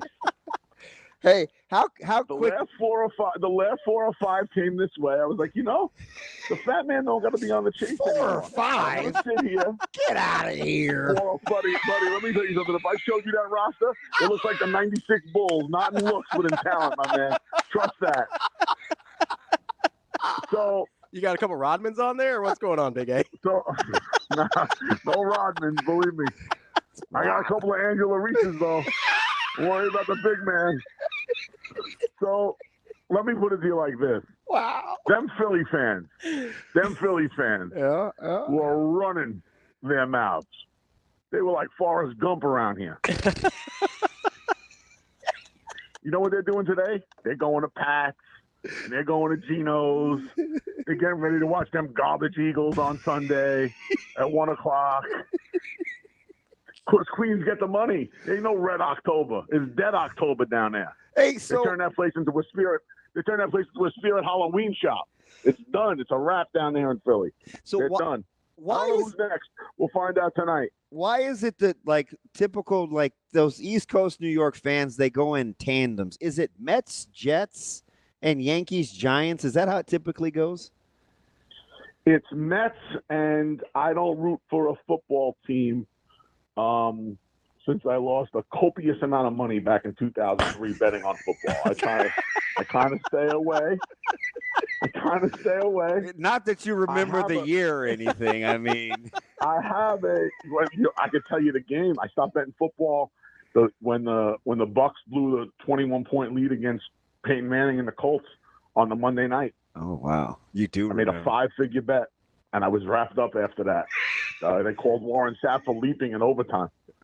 And Vanderjagt hit like a 45-yarder, and the sports gambling career was cut short due to the funds oil. It was all over with. So I stayed away for a long time. The Michael Jordan of the roster is my fantasy football guru. Wow, you've got an MJ? Are you? I got an MJ. Yeah. Are you serious? Yeah. She's no joke too. She's no joke with the fantasy football. No joke with the fantasy football. 2 for 2, 2 leagues in a row. But we don't talk right now. We're trying to work on a new contract. But yes, sir. I got a fantasy football guru, so I stay away I don't mess around. I tried to play in the league last year. I went 3-10. I was like, I can't do this nonsense. I gotta stay away. Oh, so we just focus on the Mets. I do believe that the Yankees are going to get to the World Series. Those Tigers and whoever wins that series tomorrow night, Tigers and Guardians. It still sounds weird to say. I don't think they're a match for the Yanks. Probably the Guardians would probably have a little bit of a better chance. But how quickly did it take you to come around on Lindor? Because 7 months ago, it was the worst contract the Mets had done in the last 15 years, and now he's like, he should have been in the MVP discussion if it wasn't for Ohtani. I was checking out in August. I'm full. Listen, I have culpability. I was checking out in August, and my mom kept me in. She's probably the biggest Lindor fan I know. She kept me in. She's like, I just feel it. I feel it. And I know what she means, but she doesn't want to say 86. But she keeps saying, I feel it. I feel it. So I'm like, and then Sunday, she's right in the background. Yeah, she said yes. Kept saying it's in the air. And she stands here like a lunatic, watches the TV. I go into a different room because I need to be isolated. I'm like the boy in the bubble. I can't be, I gotta be. I stayed at Finger Lakes because game 4 Wednesday night, I would have been driving home. I got a 5.5-hour ride home. I sat in that same desk chair. I did not get up to do anything except get my water and get rid of my water, if you know what I mean. I just sat there. Big A, make sure you join us in a couple weeks before the Breeders' Cup. You can let us know about the new pod as well. And God, I hope we have an update on Michael Jordan's contract extension. Yeah, man, get that thing signed. So believe me, that and the Mets are 1-2 in importance right now. We gotta get that done. Hey, gotta wrap that deal up. Hey, high guaranteed money, short-term deals. That's my advice. All right. Yeah, I need a long-term deal. That's Big A. We'll be back with more Hurrdat Sports Radio. Welcome back to Hurrdat Sports Radio, AM 590, ESPN Omaha, ESPN Tri-Cities. We're live on Twitter, Facebook, YouTube. That's DB. I'm Ravi Lulla. We're brought to you this segment by Union Omaha. Our friends over at Union Omaha. They've got a match tomorrow at Warner Park, 4 p.m. against Lexington. It is Hispanic Heritage Night presented by Centris Federal Credit Union. Make sure you get out and support our friends at Union Omaha. Get tickets at unionomaha.com. I got a caller on the Hurrdat hotline. Pete, what's going on, bud? Hey, I got a question for you. All right, what's up? On field goal kicking, is there a certain distance that you have to be between the center and the holder on place kicks? Or could you move the holder back 2 yards, keep from getting field goals blocked? Is there a rule on that or not? God, that is a great question. And I'm not even sure I know the answer. You're probably thinking, why not just move it back 2 yards or a yard or whatever? Yeah, I see a heck of a lot more field goals get blocked than I ever see a field goal missed by 2 yards, distance-wise. Oh. Yeah, appreciate the call, Pete. To my knowledge, I don't know that there's a rule. Yeah, I don't either. But I don't know if anybody's ever asked me that. Certainly nobody's ever asked me. Here would be my specific concern about trying that with Nebraska. The snaps haven't been great. I don't think increasing the snap distance is going to help what ails Nebraska's kicking game. So in this specific instance, I don't know that it's helpful. I could see in a different spot, like maybe you have a guy that kicks a little lower typically, but good leg, good accuracy. You're not worried about the distance. Sure, I could see that, but I don't, because I think about punts as sort of a corollary. You can be wherever you want to be on a punt. You can do a pooch punt with a quarterback. Obviously, when you're at the goal line, you don't have your full distance. I think it's just kind of what people have decided is optimal, closest you can be with getting it over the line most of the time. But for Nebraska specifically, I don't think it helps because I think it's mostly the snaps at this point. I mean, yes, you've got some issues with the actual kickers, but if you can get the snaps right, that'd go a long way. Is that the first time you've ever heard that? That is the first time I've ever heard that question. I'm 50. That's the first time I've ever heard that. Yeah, I think, and I don't know the answer. That's interesting. Yeah, I've never heard that it's a rule, and based on what I see in punting, I would guess it's not. But that's just me kind of trying to find my closest corollary there. It is. I mean, it's a fair question. You know, I just don't know that it would help Nebraska. Yeah, this year.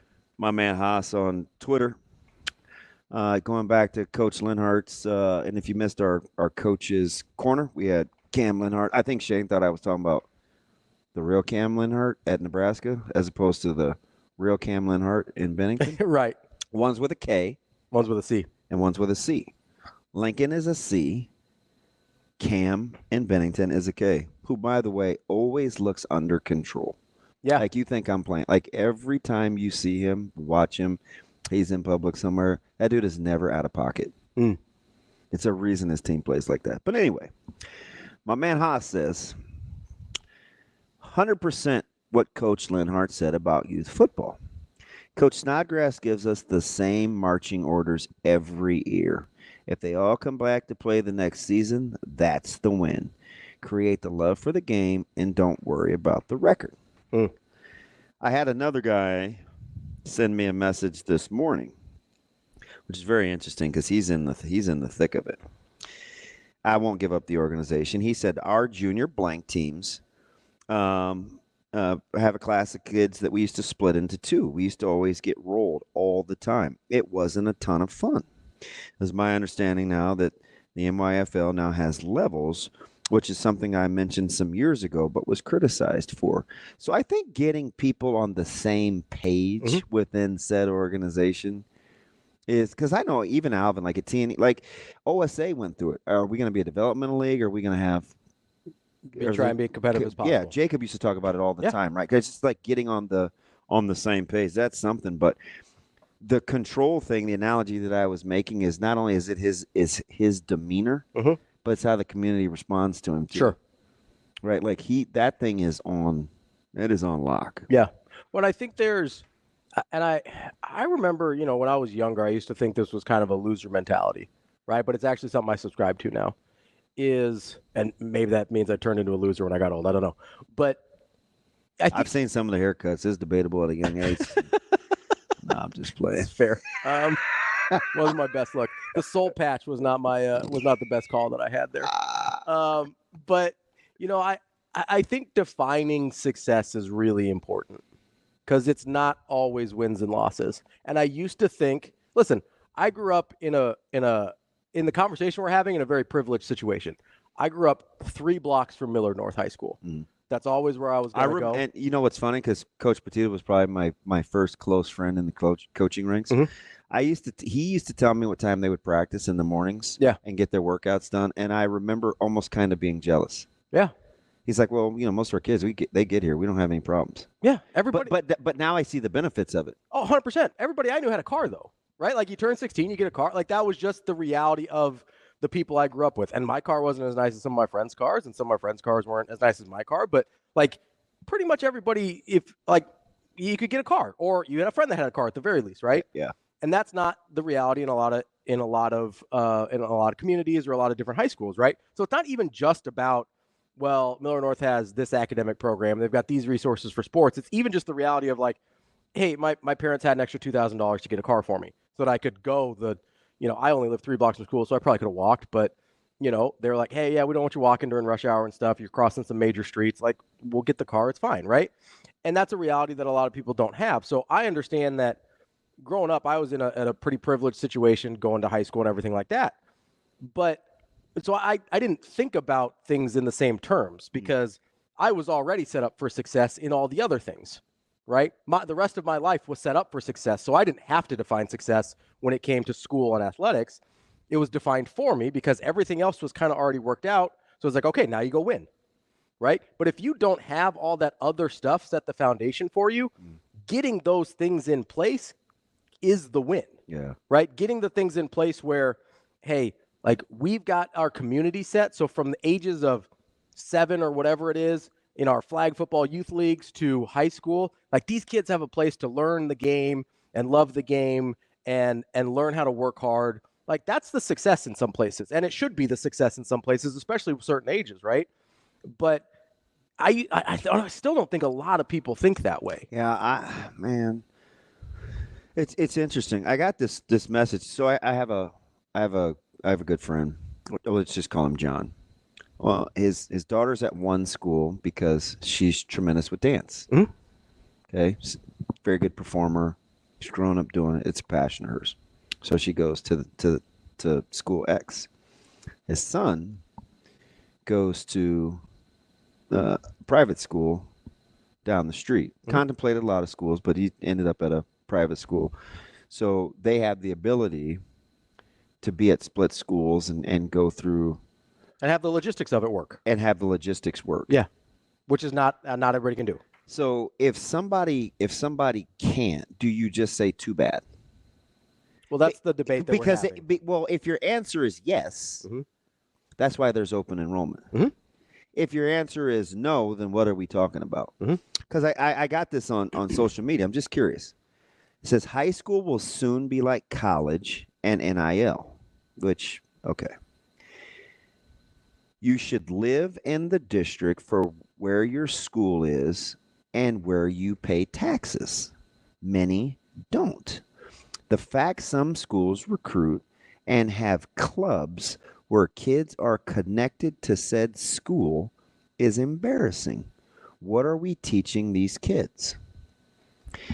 My response was the same thing you're teaching them by not allowing the opportunity to have access to said schools. Right? Does that make sense? Yeah, it does. It 100% does. Because by the way, my football savant friend. Yeah. There is no rule. Oh, good. Yeah. I wouldn't have thought so. Believe me, he would know. He's Raymond. Yes. So yes. Knowing him. Yeah. He's probably looked it up. Probably. I have a friend like that. Yeah. That's just like, that they just get curious about things, and so that nobody else thinks about, so they look it up and whatever. Well, I told you, literally, he's like Rain Man. Yeah. Yeah, it's... But no, I mean, that is... Oh, yeah. Do you guys... That makes sense. Do you guys want to Do you guys want to get... Probably has it on, like, the visor in his car. Yeah, you bring up a good point, though, because you are either saying, hey, that's just too bad, or you have to come up with a solution. Yeah. Right? Those are the options. And I'm not saying the solution business is easy, otherwise everyone would be in it. But, like, again, I said this. You do have to have some. You have to have some difficult conversations. Yeah. You have to have some honest conversations, because a lot of people aren't even willing to have the conversation that I'm saying, yes, it is just too bad. A lot of people aren't even willing to say that part out loud. But here's the other thing where I think we have to start being more genuine about this conversation too, is it's not even about the athletics. That is a visible symptom of the problem. Yeah. But it's not the intent. It's a byproduct. We don't care if somebody goes and enroll somewhere for IB. We don't care if somebody goes and enroll somewhere for band. And here's what I'll tell you. What you're teaching your kids, if you're like, hey, this is a really great opportunity for you, and I believe you have the skills to take advantage of that opportunity, you're teaching them to give themselves a shot. And that's a valuable lesson, rather than saying, hey, you're resigned to your circumstances. Those are the two options we're talking about, and that's not what we want to boil it down to, but that's what it is. Coming up next, we're going to talk to Mike Sautter here on Hurrdat Sports Radio. Continue that conversation. Got some interesting thoughts on high school sports this week. That's DB. I'm Ravi Lulla. We'll be back with more. Kicking off hour number 3 here on Hurrdat Sports Radio, AM 590, ESPN Omaha, ESPN Tri-Cities, KFOR in Lincoln. That's DB. I'm Ravi Lulla. That's Mike Sautter joining us now. Before we hop into some high school sports, though, Levi has been waiting patiently to talk a little Yankees and Royals. Levi, what's going on, bud? Ravi, I was just curious if you'd like to take this time to apologize to Yankee fans and Yankee Nation for the hot takes last week. I would never apologize to Yankees. Get him, Levi. Yankees are the worst. We got Birdie hitting 286, Volpe 250, Verdugo 214, Stanton 375. I mean, that can't be below average. I mean, it's a 5-game sample size, but sure, whatever you want to do. Or 4-game sample size, whatever you want to do. Whatever you need to sleep at night, Levi, it's fine.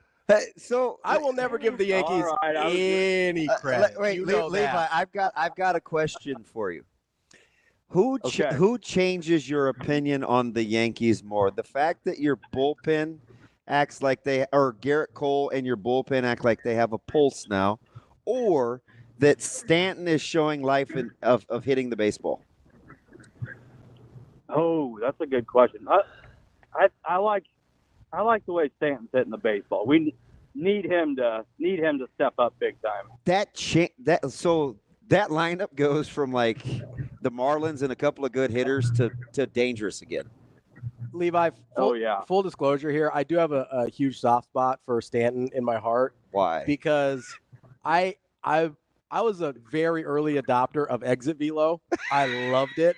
And when he was with the Marlins and just cranking like 119 mile an hour line drives, I was like, I love this guy. And then he then he went to the Yankees, and I was a little heartbroken. But like, I still got a little love for him in my heart. I do. He's just mad he went from Mike to Giancarlo. That's all. Apparently, Bob Costas loves him. Too. Yeah, I appreciate the call, Levi. I love the name Levi. Do you know why?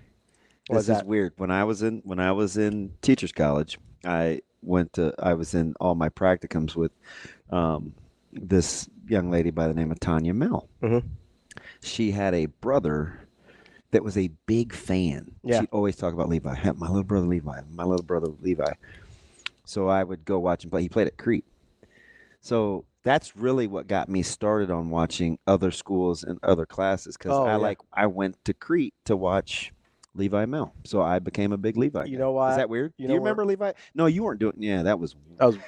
Listen, do you know when that was? That was. Shane, can we get Sauter's mic? That was 94. That's a little before his high school days. Where is? Why can't we hear? Why can't we hear? I Jerome? can't hear him either. That's me. Shane, I think Jerome is in 2. I think he's in 2. Jerome, say something. Hello. Nope. Got nothing. Here comes Shane. I know people are probably like, don't turn his mic on. Or they're like, let him talk. Turn DB off. Let him cook. Let him cook. I know. It's Shane's fault, he said. Shane, why the... Oh. I'm pretty sure they could hear that. Our mics will still pick you up there, so we don't need to do that. I can't hear As we- myself. You're not on yet. He's fixing it. Oh, Look at that's as he's fast as running, Shane man. can sprint. He was. He lobbed the bird. He's He did the little double points in the There air. you go, Shane. All right. Shane running is the funniest thing I've We seen got him. today. Welcome, Yeah, that was Jerome. my How are things? How we doing? It's good. Okay. I'm doing tired, but I'm great. Gas prices are down. The Dow is up. The record I saw like the other day, record Dow, and the government didn't make this hurricane worse than the last one. So I feel good about life. Wow. Okay. And if you believe that, whoo, buddy. Sautter out here for controlling the weather. Okay, sorry, wrong show. Yeah. Right. It's The wrong station for what that. you think? Say NPR. Well, we were talking about public school earlier. I thought maybe we were. How often I text you, so I know I'm guilty. But was the phone just blowing up? Last night? Yeah. Yeah, a little bit. yeah. I was watching the real Millard time. South I thing. was confused. Yeah, I was at Bellevue West, Lincoln Southwest after going to 2 softball games yesterday. So Can I we didn't start with wanna- softball first? Yeah. How was it? I'm very mad at myself. I haven't seen one softball, not even Westside, and I like softball. Well, all the teams are. I mean, all in Class A, it was basically chalk. So I went. So I coached with Jernigan, wrestling coach. He was a really, really good baseball player too. Yeah. And he was at softball the other day, and he said, "You know how you always used to talk about not being able to. You wondered if you could hit from 46 feet." And I was like, come on, because he was a good baseball player Right. too. And I'm like, no, I'm serious. I'm like 46. It's tough. It's hard. Came to practice yesterday. He goes, "Yeah, I don't know if I could hit that." I was like, "I'm trying to tell you." Especially from Alexis Jensen. Oh, it's wild. No, she's wild. I do Yeah. know that. She's unbelievable. So, yeah, softball's good. Gretna. Could you hit a ball? clearly Could you hit a ball from 46.6? Robin? No. Depends on how fast it's coming.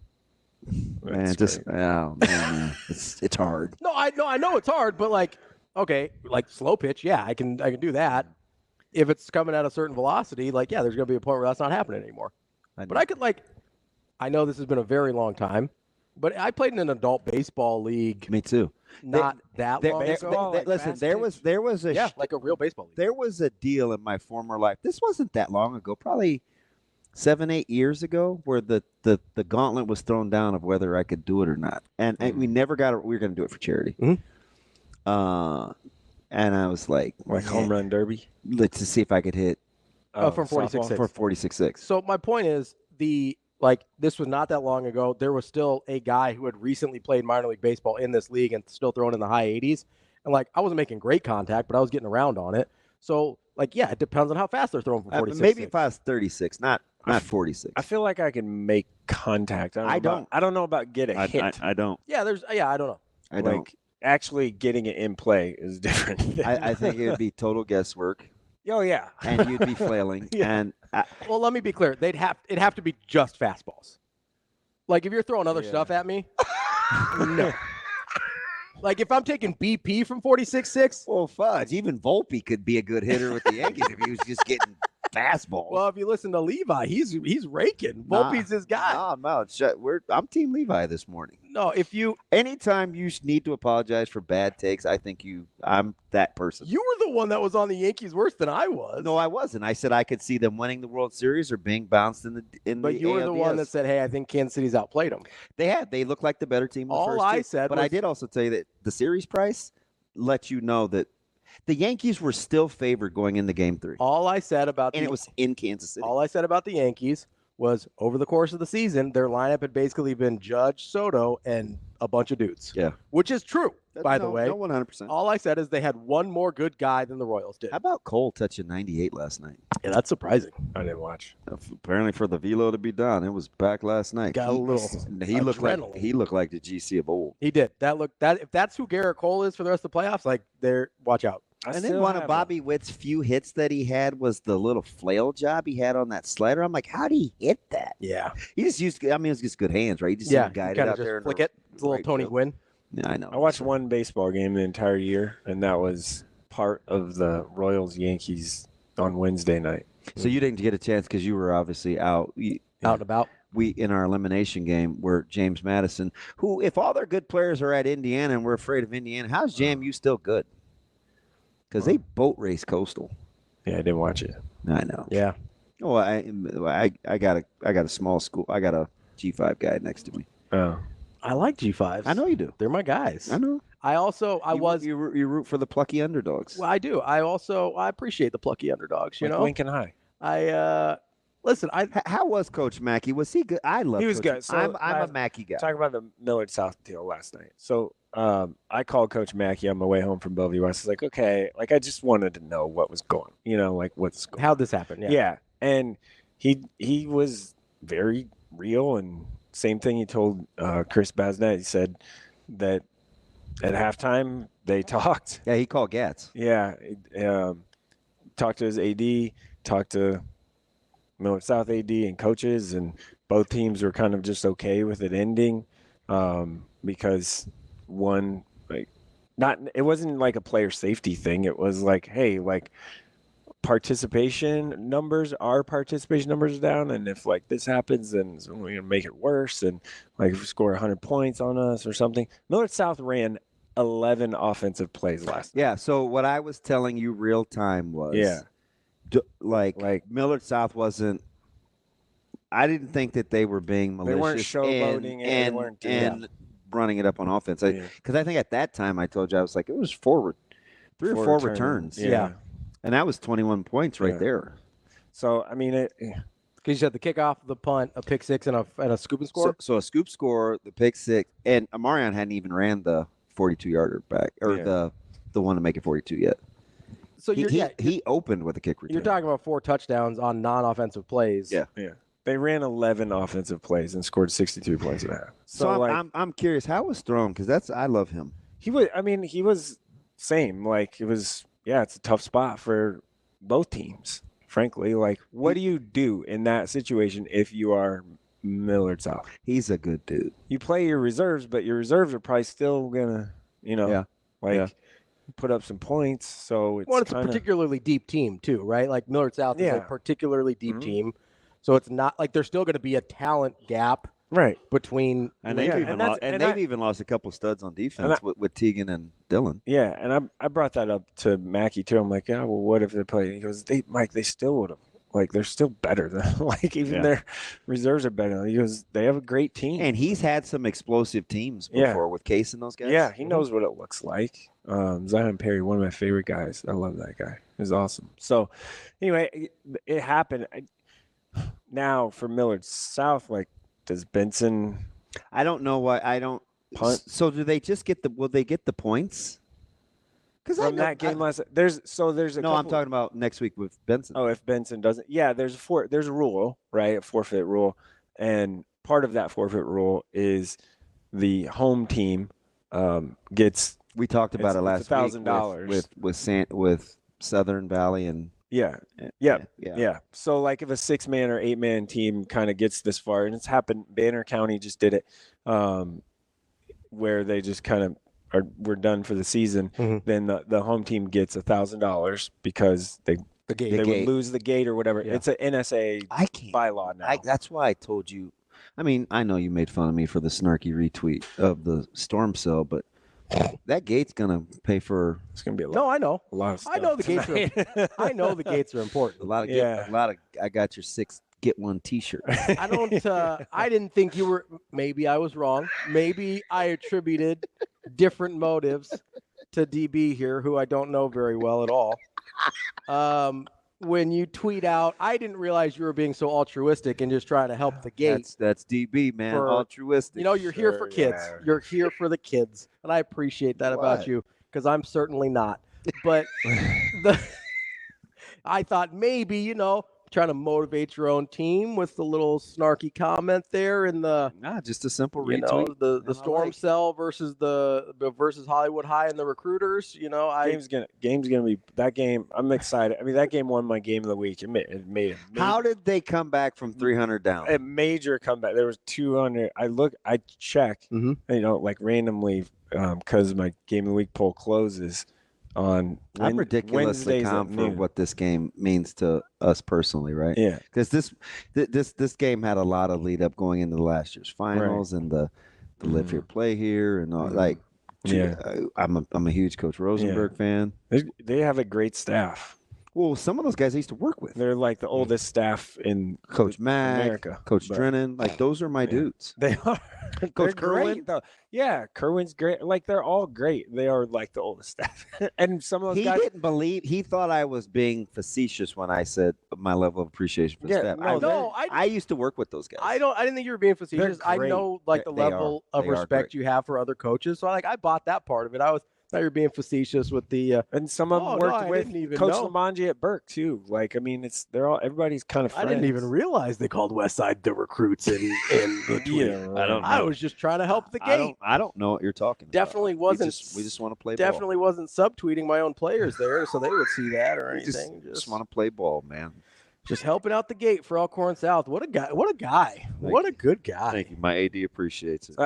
Anyway, to get to your answer, I think as far as how that game ended up overtaking Columbus, Lakeview, and SCOTUS for my game of the week in the fan vote poll thing, the last 2 hours, it kind of like when I went to Dave & Buster's the other day with my kids. It just lit on fire. Was it kind of like when you beat me in the media personality thing? Kind of. With the heroic late comeback? Yeah, kind of. Yeah. I made some texts. Did a little campaigning. I may or may not have had. God bless this dude. I may or may not have had a guy, a parent text me, and then I may or may not have also been like, "Hey, Administrator X, would you this is happening right now. Let me ask you something." And he's like, "We're on it." I'm like, "Okay." Let me ask you something. Sometimes you gotta ask for a favor. Called in a song. My man calling in markers. Hey, listen. So the big game chain and you. Yeah, we're both going to be. In addition to. Yeah. Okay. That's how you know it's a big one. We talked about it, and we came up with a game plan to make it a little different for both of us. I have what was your level of surprise at the Central Prep outcome last week? Which came down a little surprised. Mm-hmm. I was a little surprised. Central is talented. I think we know that. In spots, and I guess I thought Prep would maybe be able to kind of control him a little more. I thought Coach I thought the interior did a pretty good job of bouncing back. Yeah. Mm-hmm. And I'm biased because I like him as an O-line coach, but I thought they may have their hands full with Prep's front. Right, and that's what I thought too. So, but hey, that was a huge win for Central, and now tonight in that district is another very huge win. Our game. It's Papillion La Vista and Central. Okay, so is that for second or third? Second. Because Papio still can control their own destiny because they have us left. Yeah. Mm-hmm. Okay. Yeah. So whoever wins that game tonight is likely going to get the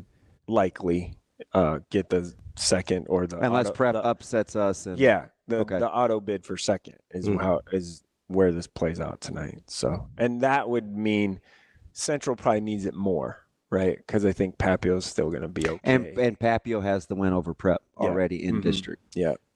All right, Sautter. So they're cheering like crazy for Prep next week. Yeah, 100%. All right, we got to get to the most important game. Okay. Kearney Millard North. I don't know. I'm surprised you're not rocking your Mustang gear. I was. Did you think about it? I did. I thought about it. It's also Kearney Millard North is also an extremely important game as far as district is. So tell me about the district implications, and then tell me if we got a chance. That's what I need to know. I'm looking up the district. I don't have it all memorized outside of District A6 when I know it because I just it's Millard West. Keep tracking Millard West. Yeah. Yeah. Let me get to that in a second. Let me tell you this. You're gonna laugh. I think this is one of Petey's best coaching jobs. Yeah. Millard West is gonna win the district. They'll be 5-4 likely after starting 0-4. And they're gonna be a 12 seed, and you ain't gonna want to play them. I know. Like in the first round. All right, listen, you gotta tell me. Like that's not I don't want to do that. Let's look here real fast. I know I used to be able to do this a lot quicker. That's okay. While he's looking that up, Yeah. how do you think Millard North matches up with Kearney? Kearney's pretty good defensively, so I think It's kind of about what Shilkey can kind of. Well, I would move if I were them and he's capable. I would use him like we do CJ Christian, where I would move him around because Shilkey is super disruptive. Yeah, and he's physical, and I think this might be for I'm not Alan Burrell. I'm not Coach Burrell. But I think they got to keep the middle soft in the run game because their run game so far, when it hits, has been it's been edge run game. Vermont. So we would scheme that. I think they need to soften the belly. Give some Bogats. Bogats. He's a stud. Dude, he's really good. So yeah, Kearney Millard North. I like Bogats a lot. Me too. This is for the first place in the district, basically A3. So Kearney's 1-0 in the district. Millard North is 2-0 in the district. Yeah, this is basically for like. And both of their only losses in state are to Millard South. Yes, correct. Because Millard North's other one's to Cherry Creek out in Denver. Right. Yeah. So I mean, they've had similar seasons to this point. That's why I think Millard North. If you want to do the whole transit property thing, Millard North maybe played Millard South a little better. You said transit property. I stopped listening. I know, but like if you. It's one especially with those two teams because emotions run so high. Yeah, I also just don't put. I mean, when you get your head beat in, I'm not really going to pay that much attention between. So if you scored 14 or 10. I don't care at that point. Like Millard South was dramatically although better some than of these both. this year, points for, points against may matter. Yeah. Sure, but I mean in terms of who I think is better. No, I got you. Right, like in terms of district, totally understand that, and you want to try and get as much as you can there. But like I saw a good chunk of that Millard North Millard South game, like on video.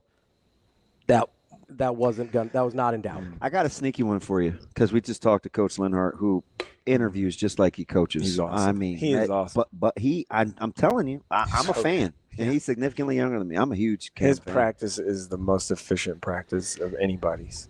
It's pretty efficient.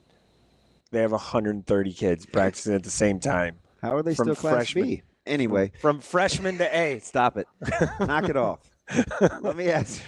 That's the game I want to talk about, though. Because I don't know what to take away from Elkhorn North because the quarterback play at North. Yeah. Right? But Elkhorn is pretty dialed. But Bennington's offense is getting better. How important is that one in the grand scheme of things? It's a big game. Obviously bigger for Elkhorn. Because I know you think 3-3 and you're like, No, they're but Elkhorn's I know. Believe me. That schedule is like Yeah, well, their district is just crazy. Oh, you think your district's bad. Their district is Bennington, Scott, Elkhorn North, Elkhorn High, Blair. Oh, I know. That's remember I went through I went through Blair's That's schedule. District B1. It's like what? That's a better district than 2 or 3 of the Class A districts. Would you use multipliers along that thought before I let you get to your thing? Would you use multipliers? I don't know. Something needs changed.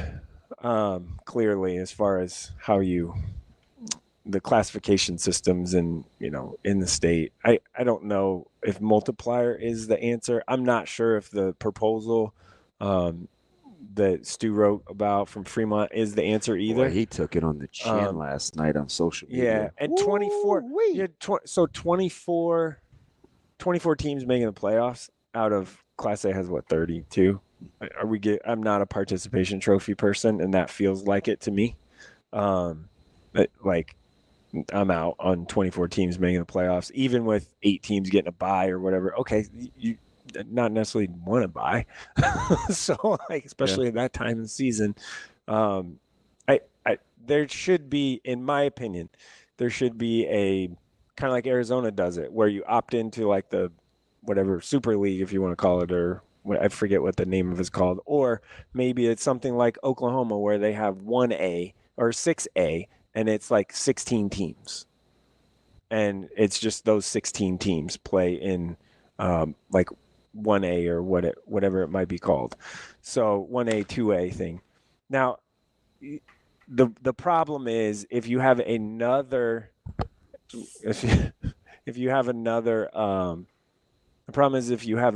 classification, that means along with 6-man, you're going to have 8 classes of state champions.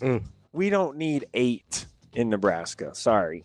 Like, we just don't. That's too many. Is there like a part of you that like wants to see like Wahoo and Scott though? Yeah, absolutely. That would be. I said earlier, Bennington and Wahoo this year. I would love to see that game. Huh. I think that would be an awesome game because both teams have athletes who can run and defenses are good and all that. I would love that.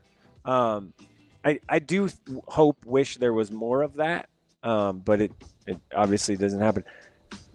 School size is probably not the answer anymore. So something needs to definitely change.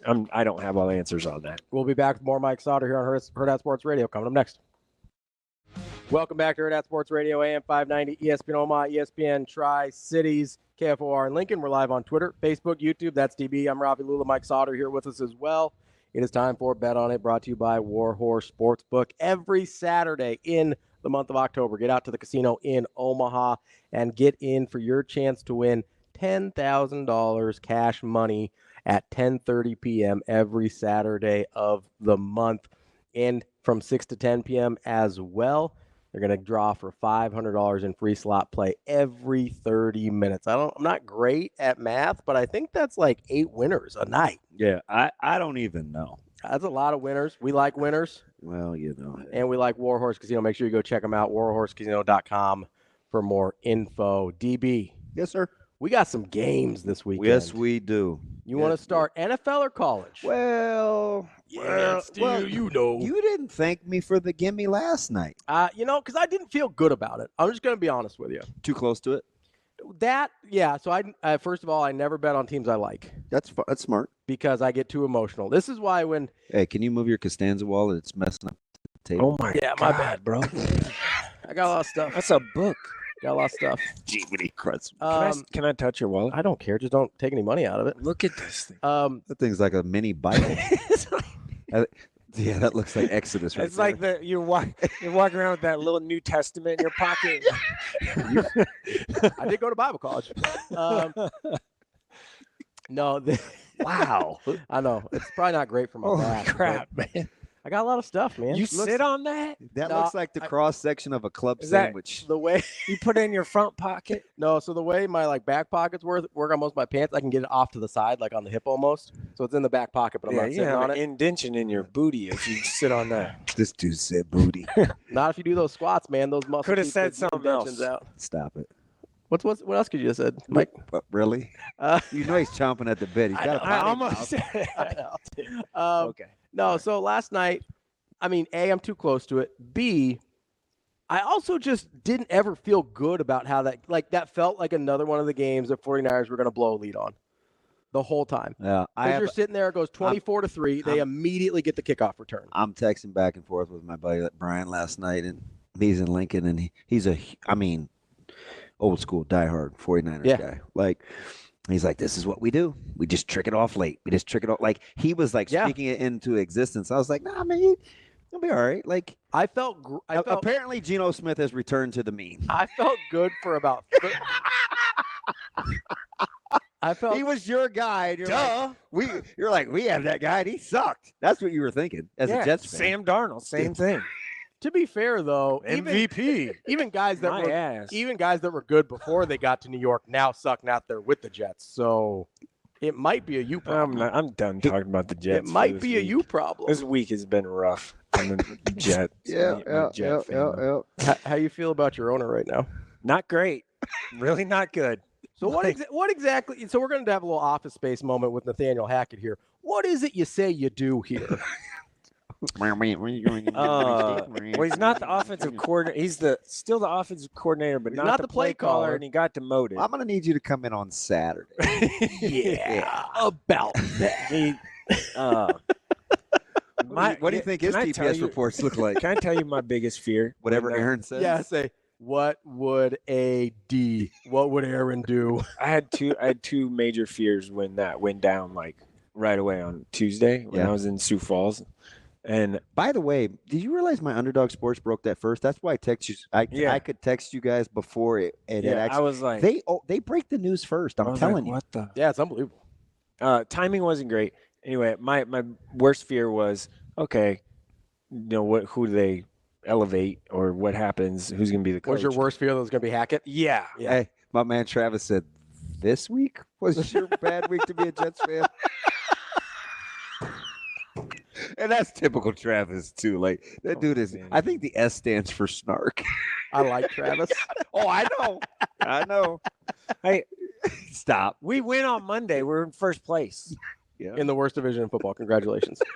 Which before the right. season. That is so Travis. Also, I thought Bill Belichick was going to be the dude. No, they don't bring in those guys. This ain't college and Barry Alvarez as an AD. I've said things about Bill Belichick that would put me in jail. So I don't know how I would be able to do that. Anyway, all right, back to gambling, betting. Let's do some. You want NFL or college first? Let's do NFL. All right, I've got 3 games I'm interested in. Okay. All right, they are Commanders, Ravens. Oh, same ones on the rundown. Yeah, those are my 3. Commanders, Ravens. Well, sometimes so he gets wild hair sometimes. I do. That's why it's a rundown. I do. Oh, you have no idea. That joker is like a loose outline. It's not even a loose outline. It's literally the only reason the rundown exists is if Zoe gets sick in the morning and I have to do a show by myself. That is why I have a rundown. So it's his fault. No. That's just how we do the show. Like, I'm not Lord. blaming him. Wow. It just, I like the. Yeah, Ravi, you don't get this life without me in it. Listen, I signed up for this twice. I like the organic nature of the show, but I'm also aware, like, hey, you guys are the ones that wanted me back. That's why I said I signed up for this twice. I like, but the rundown literally exists in case you get in a car accident or Zoe gets sick. Oh, wow. That's the only reason the rundown. I have anxiety. A little morbid, isn't it? Listen, That's a little. I'm a worst case scenario preparer. No, I like That's that. what I do. Someone that doesn't like kids. I don't. Pretty. What does that have to do with anything? Trying to get the correlation?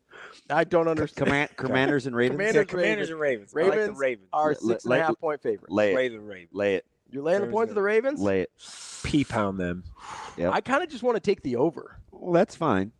But lay it. 51.5. It's big for a reason. Yeah.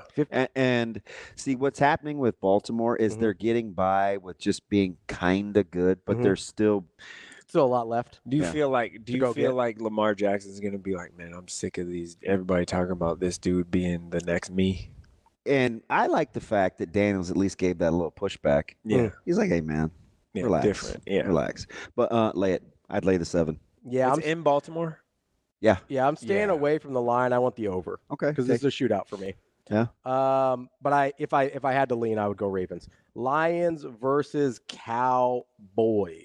Let me find the number here. I don't think I like it. A lot of points. Yeah. Is it? It is. I don't know what the number is. It's Detroit -3. But what's the? It is 52.5 over. Yeah, that's high. So first of all, you talk about Ricola. That stinks to high heavens. Stinks. Bad. Yeah. Stinks. We don't like it. No. But this is what I'm trying to figure out. Is it because Dallas is such a publicly backed team? Because you think it should be Detroit by more. Oh, yeah. Yeah. So if like at first blush, how would Dallas and that defense slow even remotely slow I Detroit don't down? see that happening. I don't see it. I really don't. That's why I said it's a lot of points. Also, low key, Cowboys are 0-2 at home this year. Oh, I know. But I'm telling you, I would back Dallas here because of one thing. What's that? Dak Prescott. Man, Dak has been killing it, actually. Dak is one of those guys. He's so underappreciated in this regard. And I get he laid the egg in the playoffs. He's pretty good at staying composed, like just keeping on. Yep. He's pretty unflappable. He's pretty steadfast. Yeah. I like Dak in this spot. I would play the Cowboys. I'm gonna be honest. I'm gonna bail out again and go over 52.5. Give me the points. So what are we doing the segment for? Because those are still gambling. Oh, okay. If I had to pick, though, I'm taking Detroit on the line. That's a good point. I'll take Detroit -3 if I have to. Broncos and Chargers is my last one in the NFL. Chargers -3. It's gonna be 35.5 over. Coming off a bye, correct? I will play Los Angeles. I want the Chargers -3. It's gonna be about 4-0. Yeah, and I think Los Angeles is going to settle in defensively. They're starting to get healthy. I'll take my chances. Sans whatever's going on with Bosa. I'll take my chances with Jim Harbaugh in this type of game. Yeah. Give me the Chargers -3. I'm staying away from that 35.5 over under. Although I would take the under. They are. The Broncos D is legit. I wonder if they have the option to bring back those old unis again. I love those. Just switch back, baby. Those are beautiful. They need the big D in the end zone now. With the Bronco in it. Yeah. Whatever they were doing last. What do you know about the big D? In the end zone. Rapid fire here, college football. I do have 2 kids. Texas. What are you talking about? I'm talking about football, man. I don't know. Texas -14.5 against Oklahoma. Rapid fire. Let's go. Talk about a tough hang. Texas, I'm sorry, Oklahoma? what'd you say? Texas -14.5 against Oklahoma.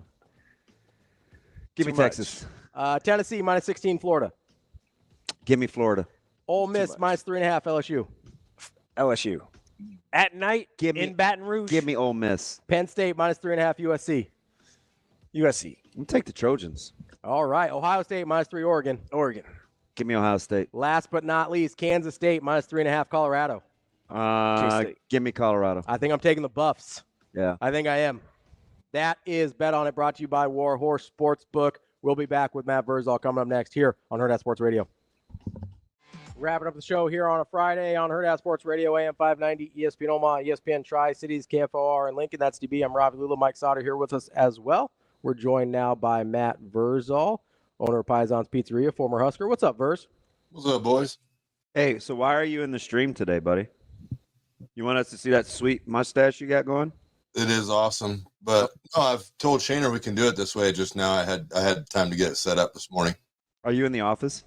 I am in the office. Yes. That is the greatest hiding spot in America. Ooh, wait till you see the new one. I got a new one. I'm moving here, hopefully shortly. My internet guy was supposed to move the internet over there this week, but he is slacking. So, internet guy, you got to move the internet. Wait a minute. How do you move? What do you mean? He's got some way to get me internet in this new bay that we got, but he has yet to show up. So, is that the one right next to you on the west? Yeah. Yeah. Yep. What are you trying to monopolize the whole thing, or like he is the owner? You mind your business. Mind your business. Wow. Okay. And why don't you answer a text? Because I had to call Jenny and bother her when I wanted to bother you. So full disclosure. Wow. Can you text me, please, when you have time? Hey, he gave me the other day with his hand, even when I tried to I was talk over me. Yeah, I did. No, I was. My kids were trying to talk to you, and I was trying to correct them, and you're like, shh, they're talking. I was like, okay, all right, big dog. Oh, all right, just sit here. Great. I see what this dude is on this morning. Now I can see the frustration. Okay. Let me see. On the phone, I have to guess. So he literally. Are we just gonna act like this dude didn't go 5-6-year-old and go ooh, ooh, like, is that what I sounded like, Matt? It did, yeah. Okay. All right. Okay. All right. You know when I do nice things for you. You know when I do nice things for you, I'm gonna do this. So. Okay. Me driving wings over to you has its consequences. Oh man, I had those wings on Wednesday night. They're my favorite thing. I was gonna eat my hand off that. They're so good. Okay. I still haven't had the wings. Hey, they're so good. Can I ask one question without you being acting like I'm looking a gift horse in the mouth though? You bet. How can I get those just a smidge crispier? You have to drive in and okay, here's the thing. All you crispy, listen to me. Okay. All you crispy people out there, you don't understand. We are putting things into a 750-degree oven. Okay. So crispy to burnt is a matter of seconds. So if you don't like the way I provide them to you, then you can show up there and then we will put them back in the oven. And then when they burn, you're still paying for them. Our hands are clean. Our hands are clean. We did it correctly. And now you want it done further than correctly. Like if you ever watch during dinner, the boys will tend like if somebody says, I would like it crispy. Take the pizza out of the oven on the pizza peel and they walk it to the table and they're like, you good with this?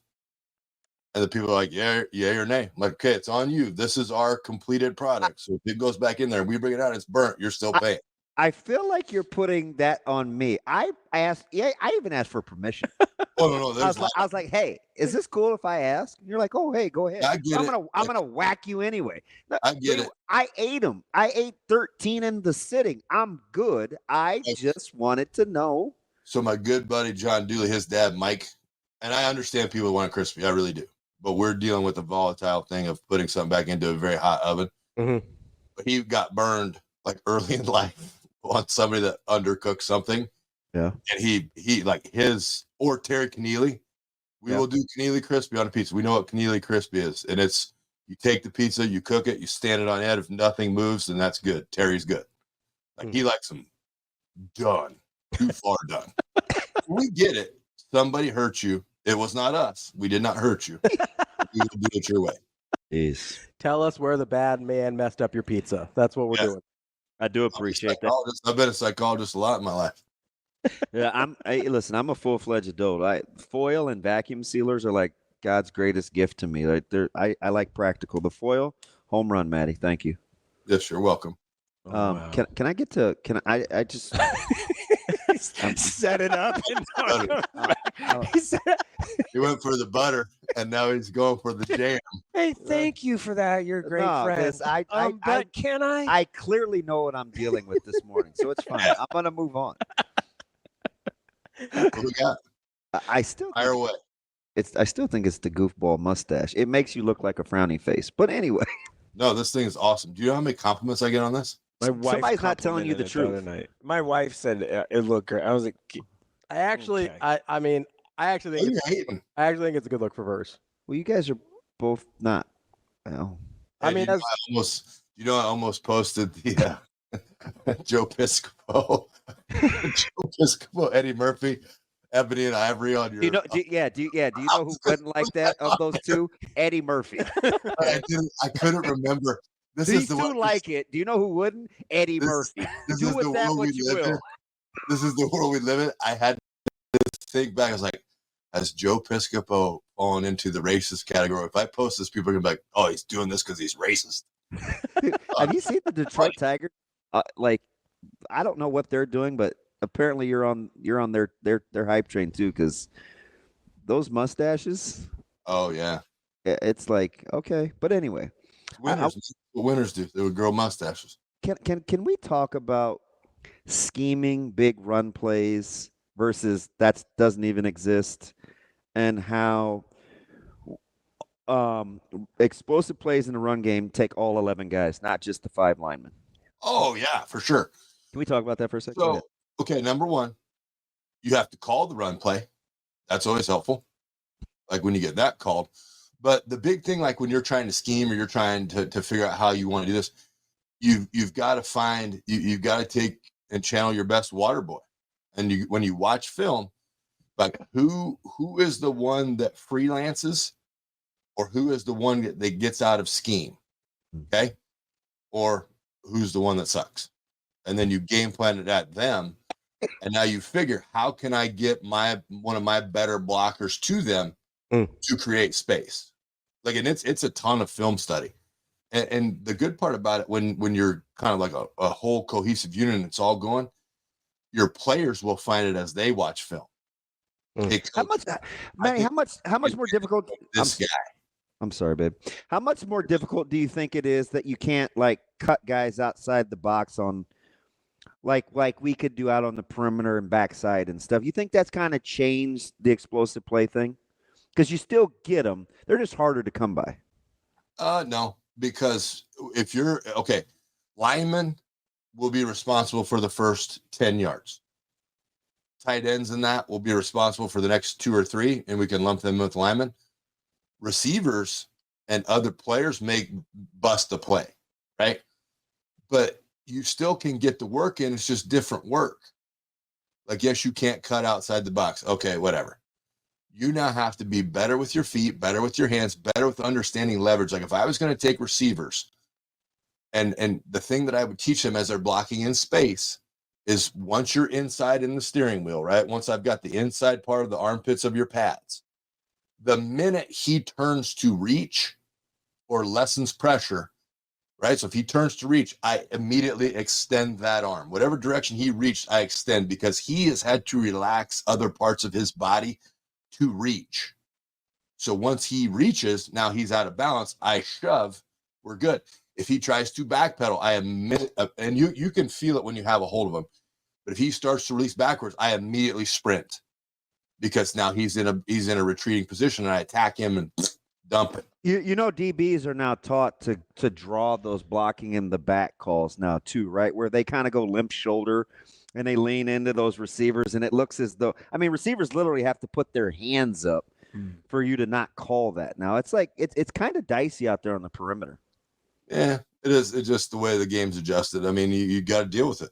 And listen, if you think that the way to combat that, if you're squared up, dead center middle, it don't matter. You can flop wherever you want. If you're off to the side, or you're not, your feet slow, it's going to cause you a problem. So you're basically, if you're a perimeter blocker, you're waiting for whoever that is, whether it's safety corner. You ain't waiting.